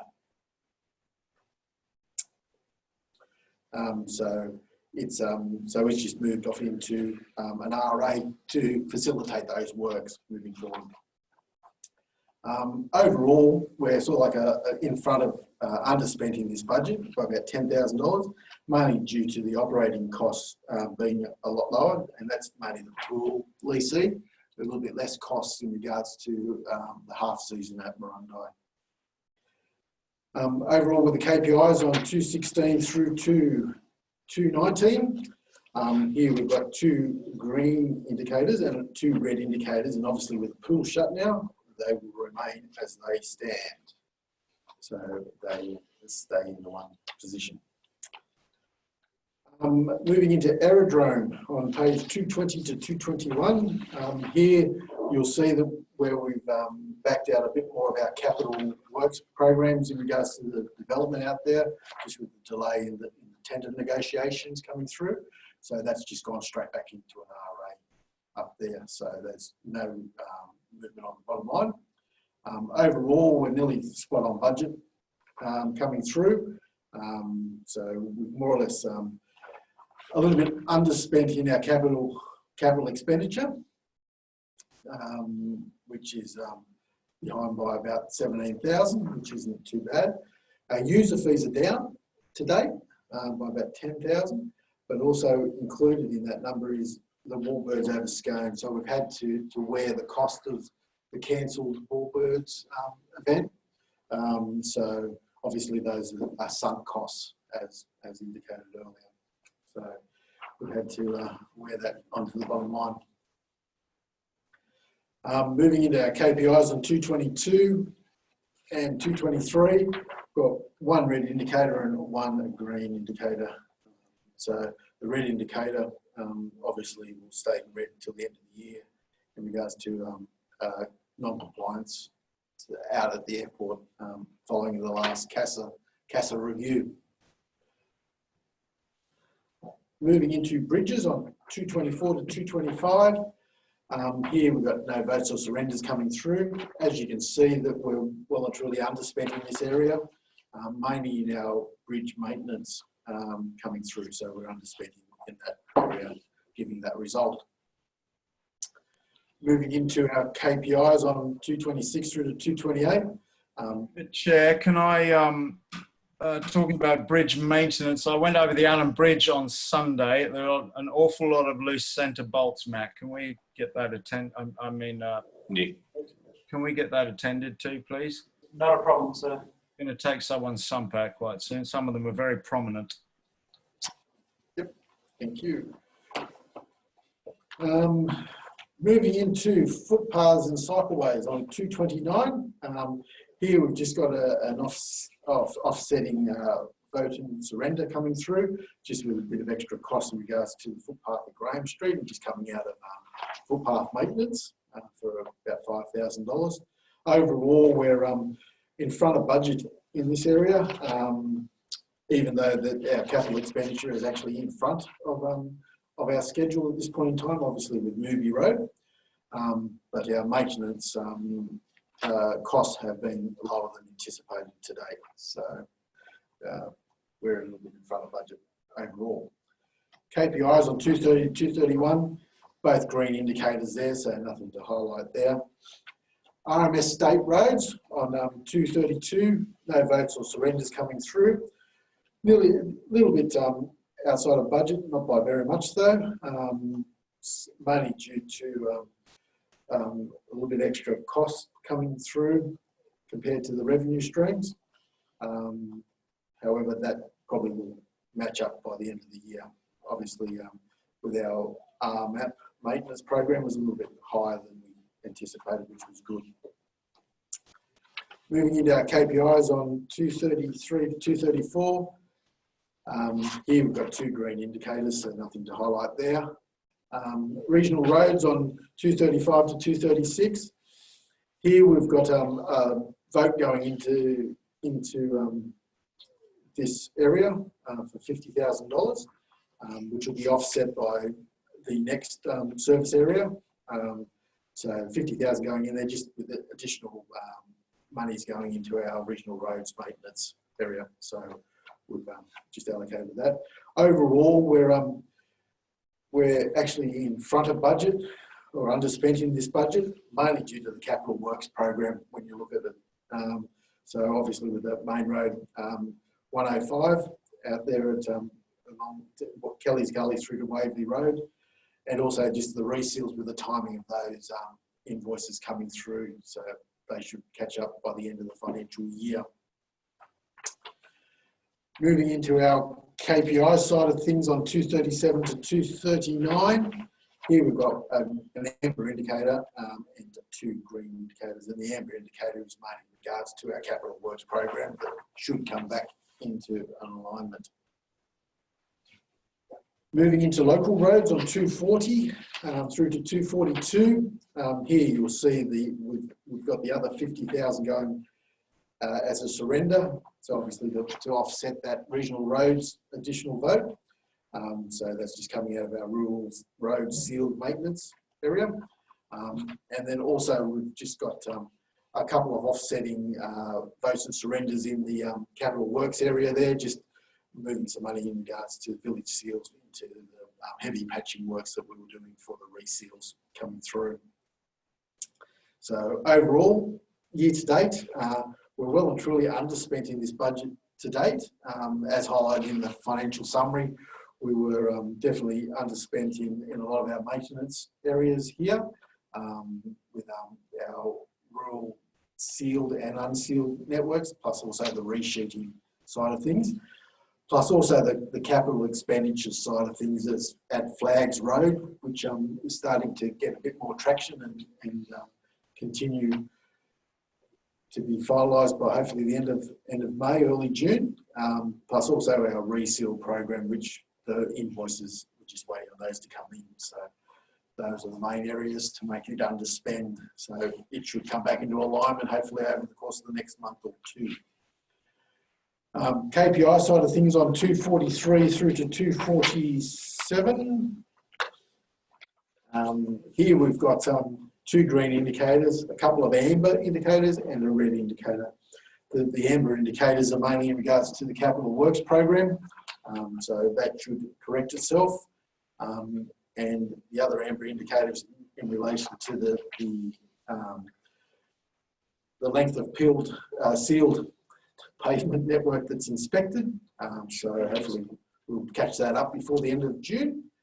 The one that actually is a red indicator at this point in time is the unsealed grading completed at this point. So obviously with the water issues and everything happening, but hopefully that will spike back up if we entertain some more unsealed road maintenance.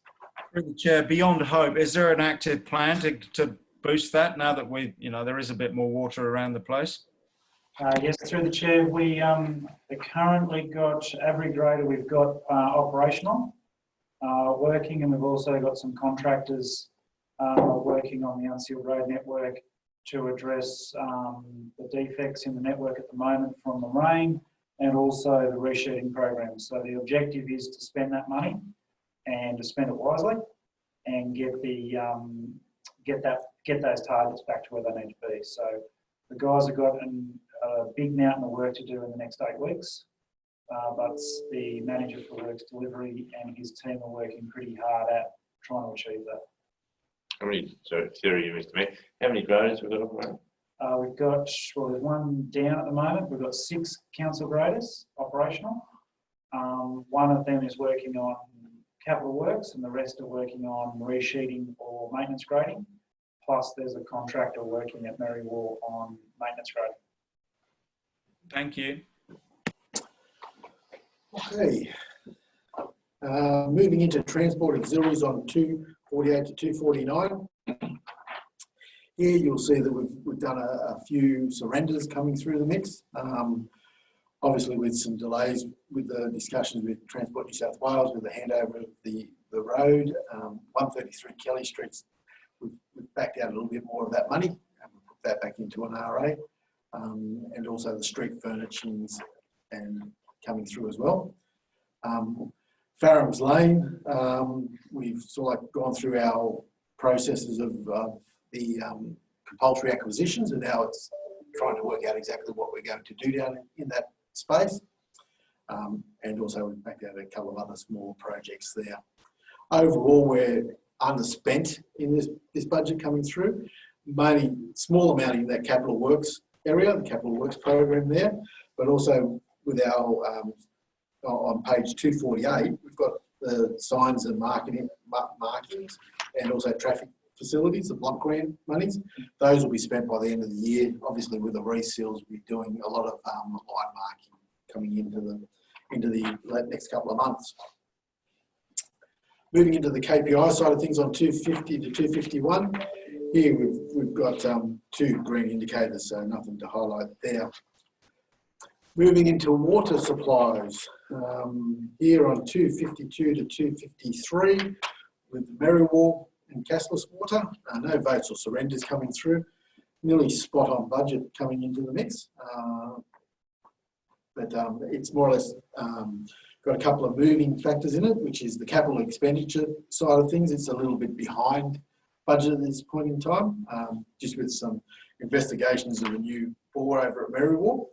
There's been no works undertaken there, and also just with our mains replacements and renewals, it's a little bit behind schedule.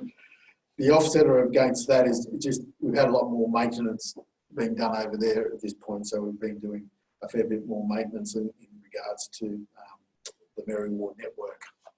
So that's offset that bit of a lower capital expenditure. Moving into the Murrundi water supply, here we've got a lot of the votes and coming through, mainly in regards to the capital grants side of things. It's more or less offset against the loan facility that we're getting for the pipeline, so it's just an adjustment between the two. And also then the village retic side of things, so there's a bit more grant funding in there for the village retic coming through as well, so moving to the end of the year. So overall it's a 0 on the bottom of the line in regards to the votes and surrenders. Overall, year to date, we're well and truly in front of budget here by nearly 800,000, which is predominantly the capital grants side of things, which is nearly 600 of the 780. But then also we've got just the capital expenditure side with the pipeline, as well as then the actual additional expenditure on the village reticks, which is ahead of schedule, which we put the vote in for. So overall, the budget should come back into alignment by the end of the year. Moving into Scone, Aberdeen Water. Here again, we've just got a very small vote going through, just finalising, beg your pardon, surrender going through. We finalised the bore well refurbishment, which is a little bit lower than what we anticipated. Overall, we're nearly spot on budget in regards to this area. Capital expenditure is chugging along quite well, but we've had a little bit extra expenditure in our pump station and water treatment areas. So obviously the Glenbourne pump was major repair work required on that one. And then the water treatment, obviously with Glenbourne Dam, with the treatment of that water coming through and testings. So we've had the extra cost there. KPI side of things on 260 through to 262. 2 green lights and 1 red light. The red light is in regards to the complaints in regards to the poor water quality. So mainly due to a mains break in Barton Street. So that replacement was prioritised to fix that complaint. Moving into sewerage services. On 263 to 264. Here we've got no votes or surrenders coming through. A little bit underspent in this budget area, mainly predominantly in regards to the capital expenditure. And 2 projects in there, which is the Castle sewer system, which is continuing on out there. So it's only minorly behind schedule. But the main one there is the sewer pump station out at Merriwall, which will be finished by the end of June. So it should be completed. Moving into Marondi Sewerage on 265 to 266. Here we've got just a surrender, just going back into the RA. So the work in regards to the Marondi sewer treatment plant, there's been no progress on the inlet improvement works there, so we'll just put that back in to bring back in for next year, that project. Overall, we're a little bit in front of budget by 60,000 here, just a little bit underspent in some of our maintenance areas, plus also then the capital works for that sewer treatment plant renewals, which we've now moved out to next year. Scone and Aberdeen Sewerage. Here we've got a small vote going through. We're still going through. We're just doing some more modelling around the IWCM, which is the, please help me here. Integrated water cycle management. Yep, thank you. Read that out again. The integrated IWCM, which is the integrated water cycle management system plan. Righto, thank you. So obviously we've just put a bit of money there to do that works. So overall, year to date, we're a little bit underspent here. Capital expenditure isn't too bad. The main area there, we're about 100,000 behind, which is mainly the Air Park pump station, which is continuing on. But then we've also had some additional costs in regards to our sewer treatment plant with our SCADA software. So we'll have a little bit more costs there. So overall, nothing else to highlight. Moving into our KPIs on 270 through to 274. Here we've got 4 green indicators and 1 amber indicator. And the amber indicator is mainly in regards to the capital works program, which hopefully we'll catch up by the end of the year. Moving then down into the capital expenditure side of things. So obviously here we've got the summary of all our capital expenditure works coming through and the request votes and surrenders happening. So overall, that's just for your reviewing, which you'll see as we discussed all through the detailed areas, the votes and surrenders coming through until you get to the bottom line, which is on 290. So overall, we've had we've backed out another $2 million worth of capital works into the mix, and that reduces our revised budget now down to 38.2 million. So we've still got to spend about another 8.6 million before the end of the year. So obviously, as indicated in the financial summary, we'll be reviewing the capital works and just seeing what will be delivered and what won't be delivered, and there'll be more votes going through in May to make sure that they're included in next year's depot.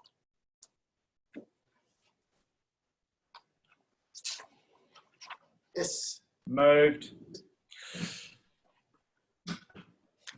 Just before I second it, we're fairly confident that we'll get to spend that 7 million in less than 2 months, I guess. No. Thank you for your honest answer.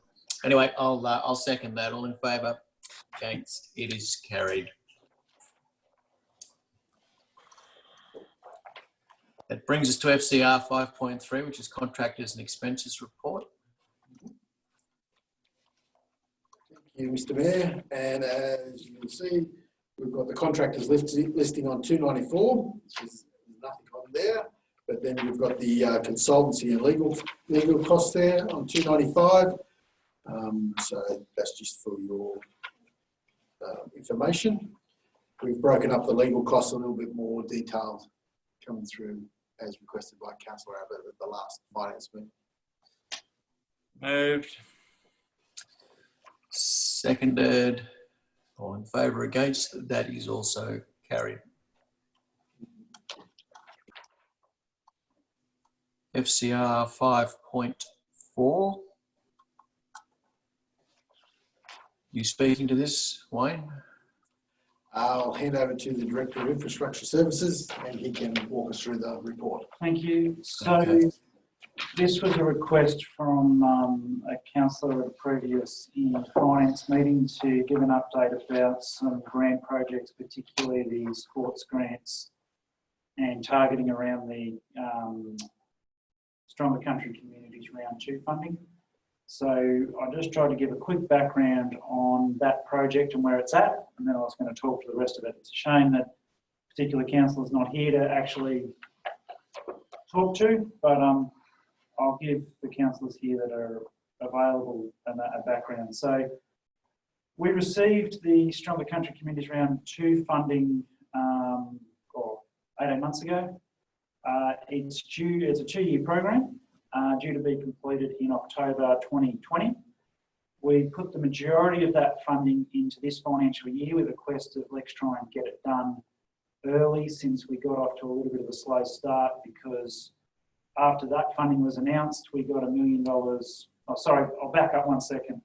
The Stronger Country Communities Round 2 funding is over $2 million worth of work. And just after we got that announced, we got the Drought Communities Program Round 1, which is $1 million worth of work, and we had 6 months to deliver it.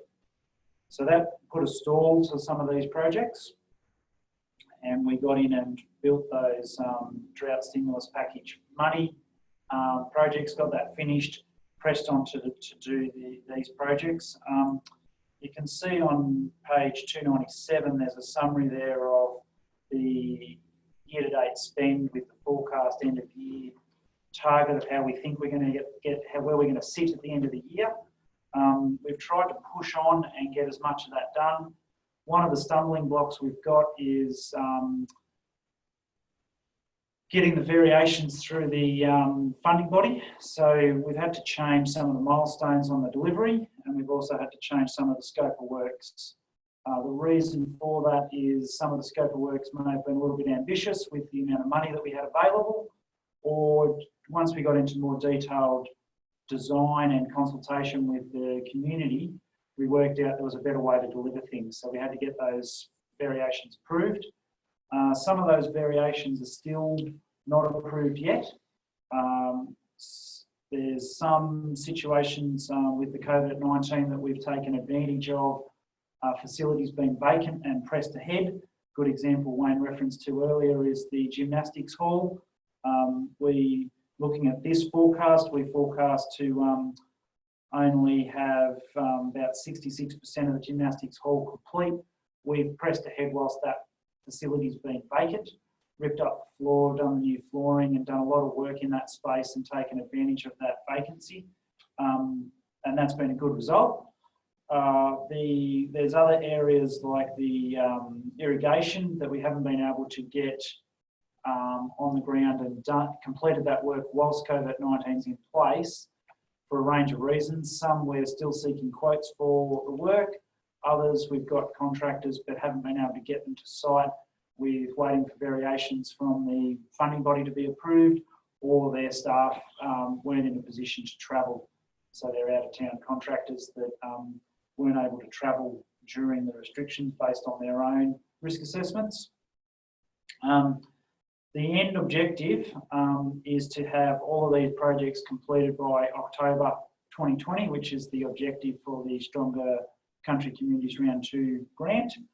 The two projects that I would foreshadow as a potential not getting done by that date is Wilson Memorial Oval.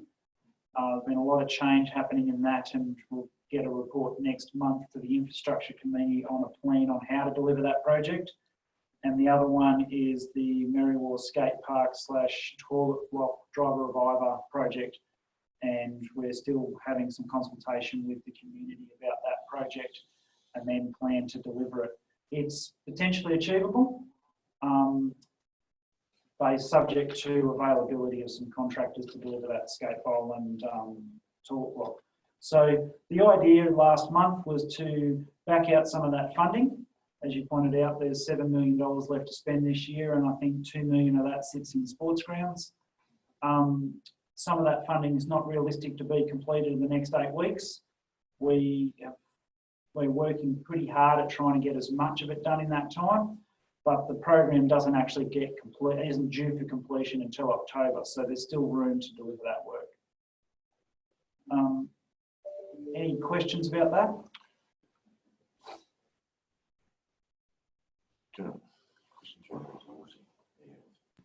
Oh, sorry, yeah, the General Manager's made a good point there. Just resourcing in regards to, I just want Nick to make a comment about the resourcing, staff resourcing. So with this work, there's, we've tabled the 12 projects there for the Stronger Country Communities, but there's, we've got one engineering officer working on this program, plus he's working on liquor and gaming grants.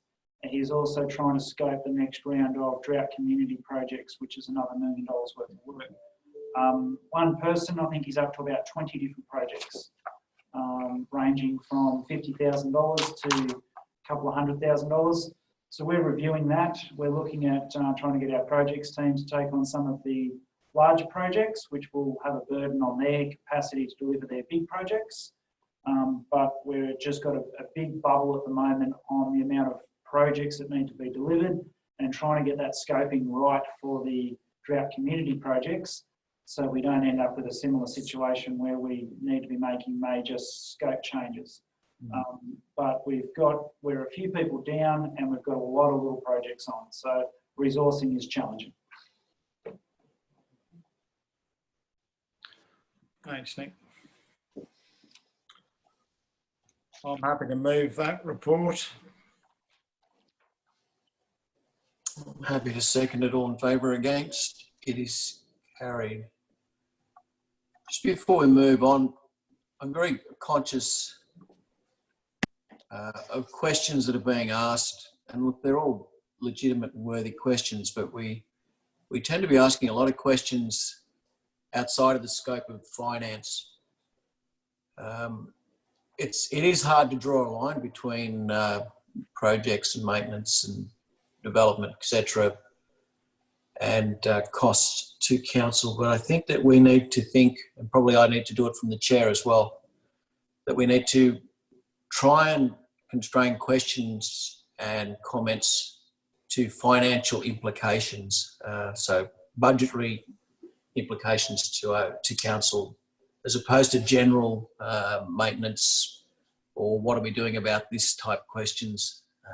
So I'm just making a note of that, and that I will be attempting to do that going forward, without trying to restrict too much the free and robust conversations that we have around things.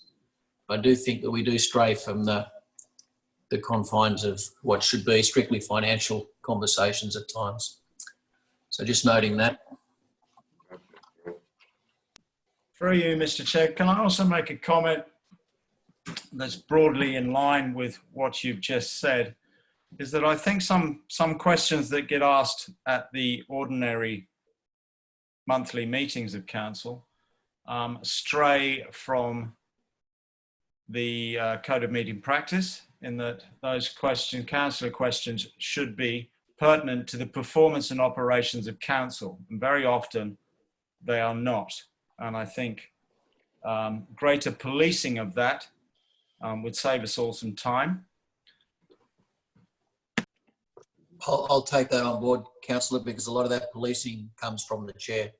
So I certainly take that on board.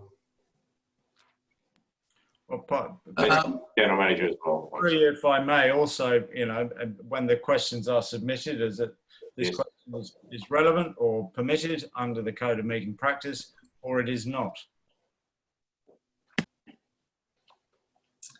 So noted. We're moving on to FCR 5.5, which is responses to previous questions. And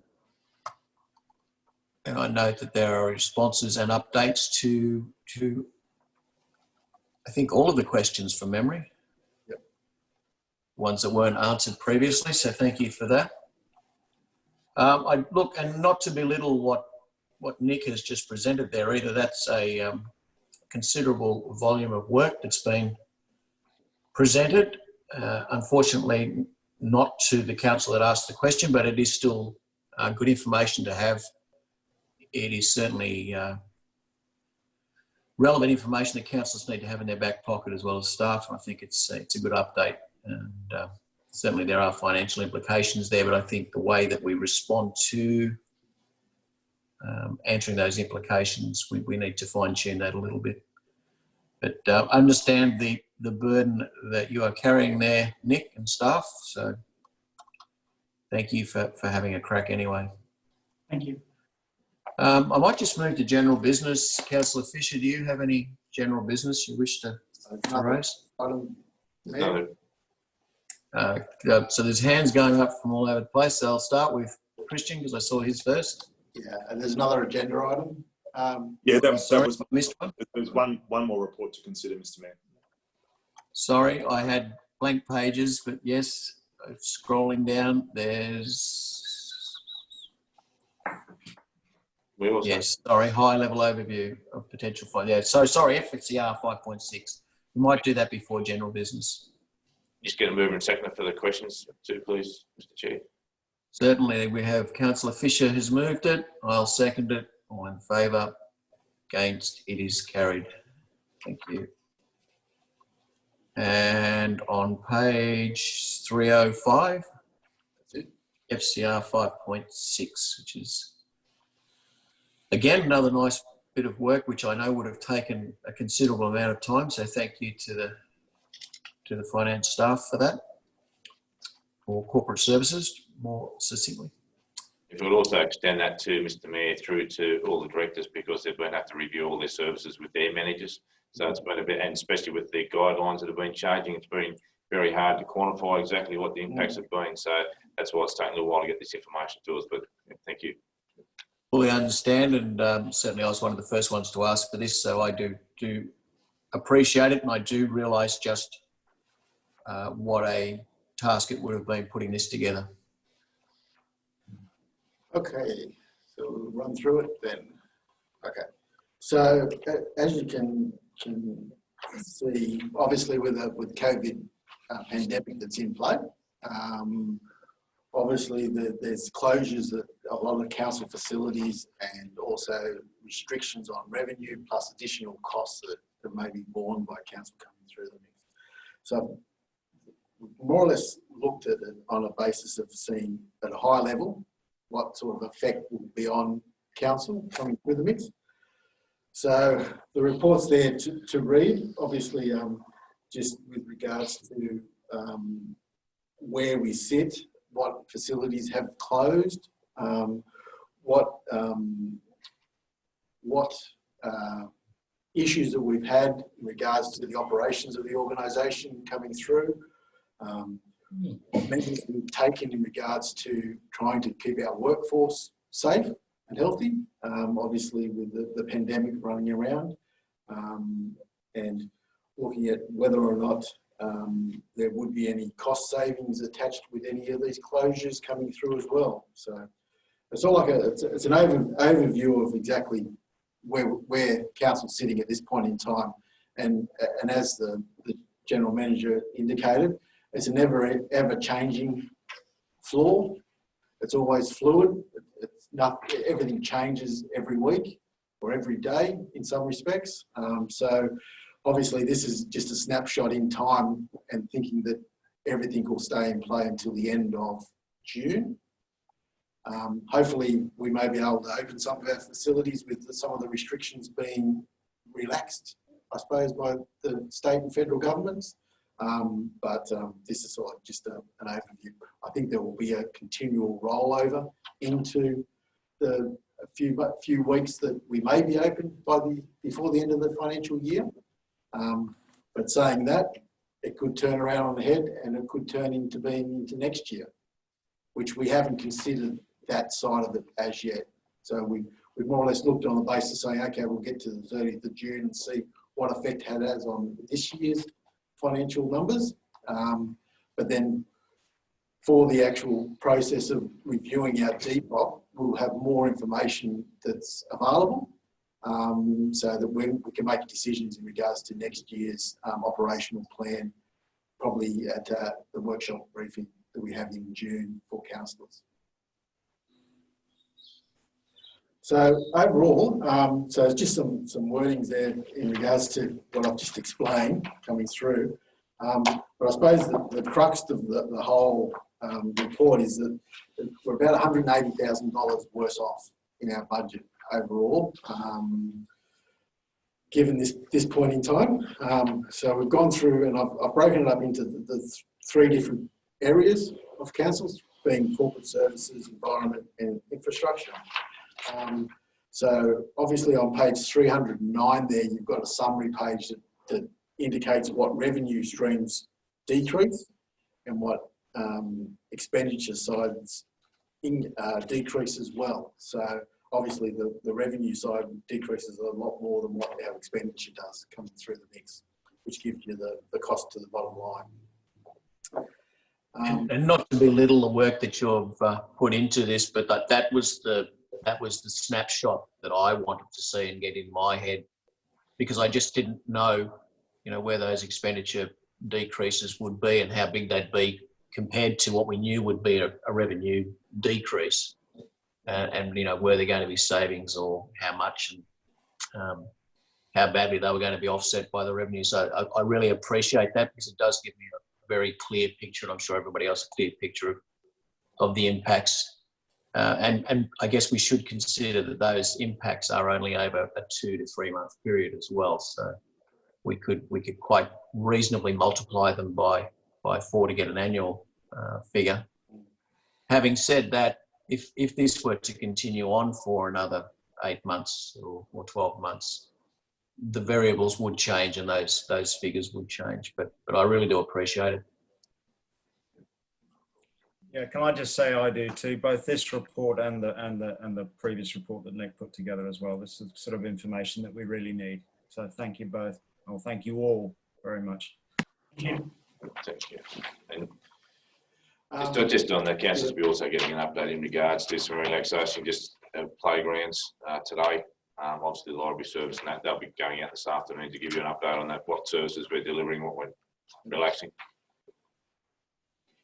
So did you want me to go through the details of the financial side, or do you just comfortable in just actually reading them as you're going down through the mix with the comments on there? Or? I'm comfortable with the report as it's given, to be honest.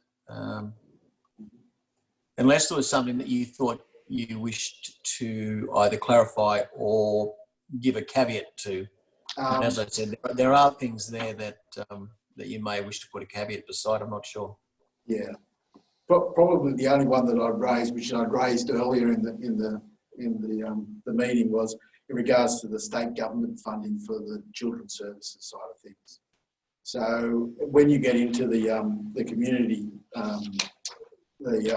environment and community services area, effectively on page 313, on there, we've more or less got reductions in our revenue sides, but also then an increase in government funding.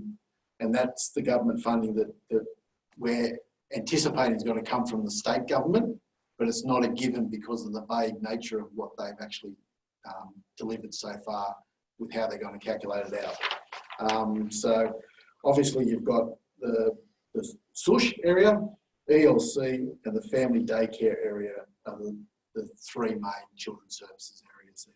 So I've more or less banked upon for the SUSH and ELC that we'd get at least 80% of the parents' budgeted number coming through. I'm hoping that that's a conservative number in there.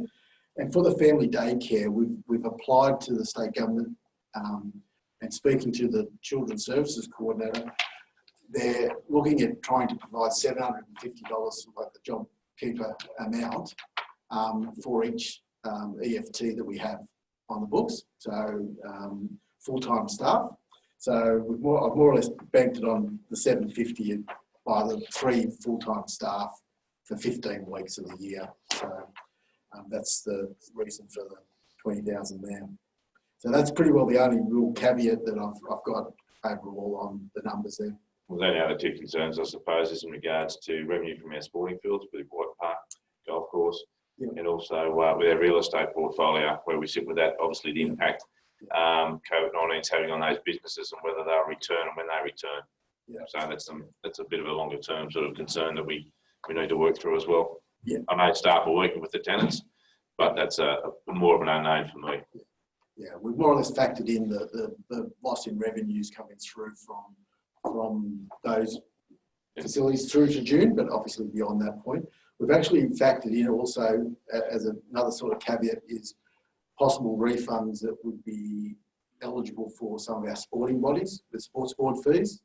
So I've put about, I think 25,000 in there as a possibility that we may have to refund to those sports board organisations, from the sporting organisations, obviously without the use of their grounds or our grounds.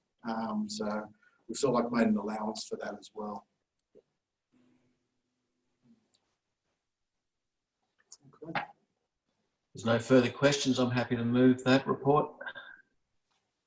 And I have a seconder, Councillor Fisher. All in favour? Against, it is carried.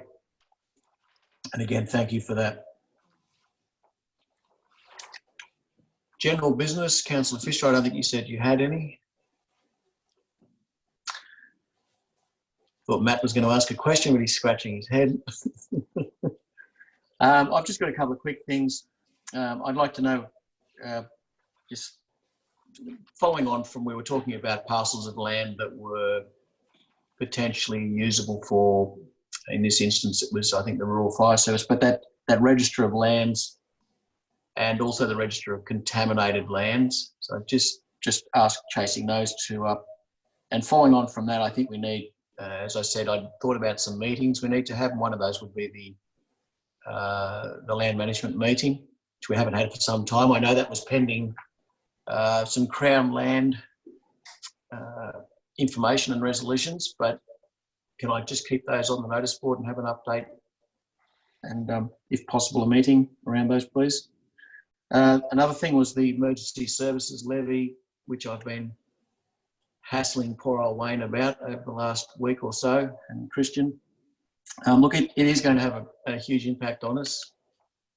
You know, not unsubstantial by any means. It's not far off our rate pegging increase, and I think we do need to certainly, at the very least, have a discussion with you know, the state government about what this looks like to us. And I'm not saying that it doesn't go to a worthy set of services and causes, but I think perhaps the modelling needs to be looked at, and or how we as a council that can ill afford to have those sorts of increases and at short notice. You know, these are overnight levies that we're hit with, not ones that we budget for. Our budgeting was 50%, I think, of what the actual increase was. So I'd like that noted and to progress that discussion, I guess, initially with our state member and then at a higher level with the minister. And eventually Treasury, if we can get that far. That might be a step too far. Do you like me to organise a meeting with the local member in relation to that item? I'd like to initiate it with the local member and start there, I suppose, is the place to start. I've had no response from the JO or local government New South Wales with regard to my correspondence to them. The other thing was, if I could have a report, please, from Christian on the actual policies that we don't have done yet. So if you could just give me that, please. And all right, that's it. Thank you from me. And if there's nothing further from anybody, I thank you all for your time and look forward to seeing you again in a month. Thank you all. Thank you. Thank you. Thank Thank you. you. Thank you. Thank you. Thank you. Meeting is closed. Bye.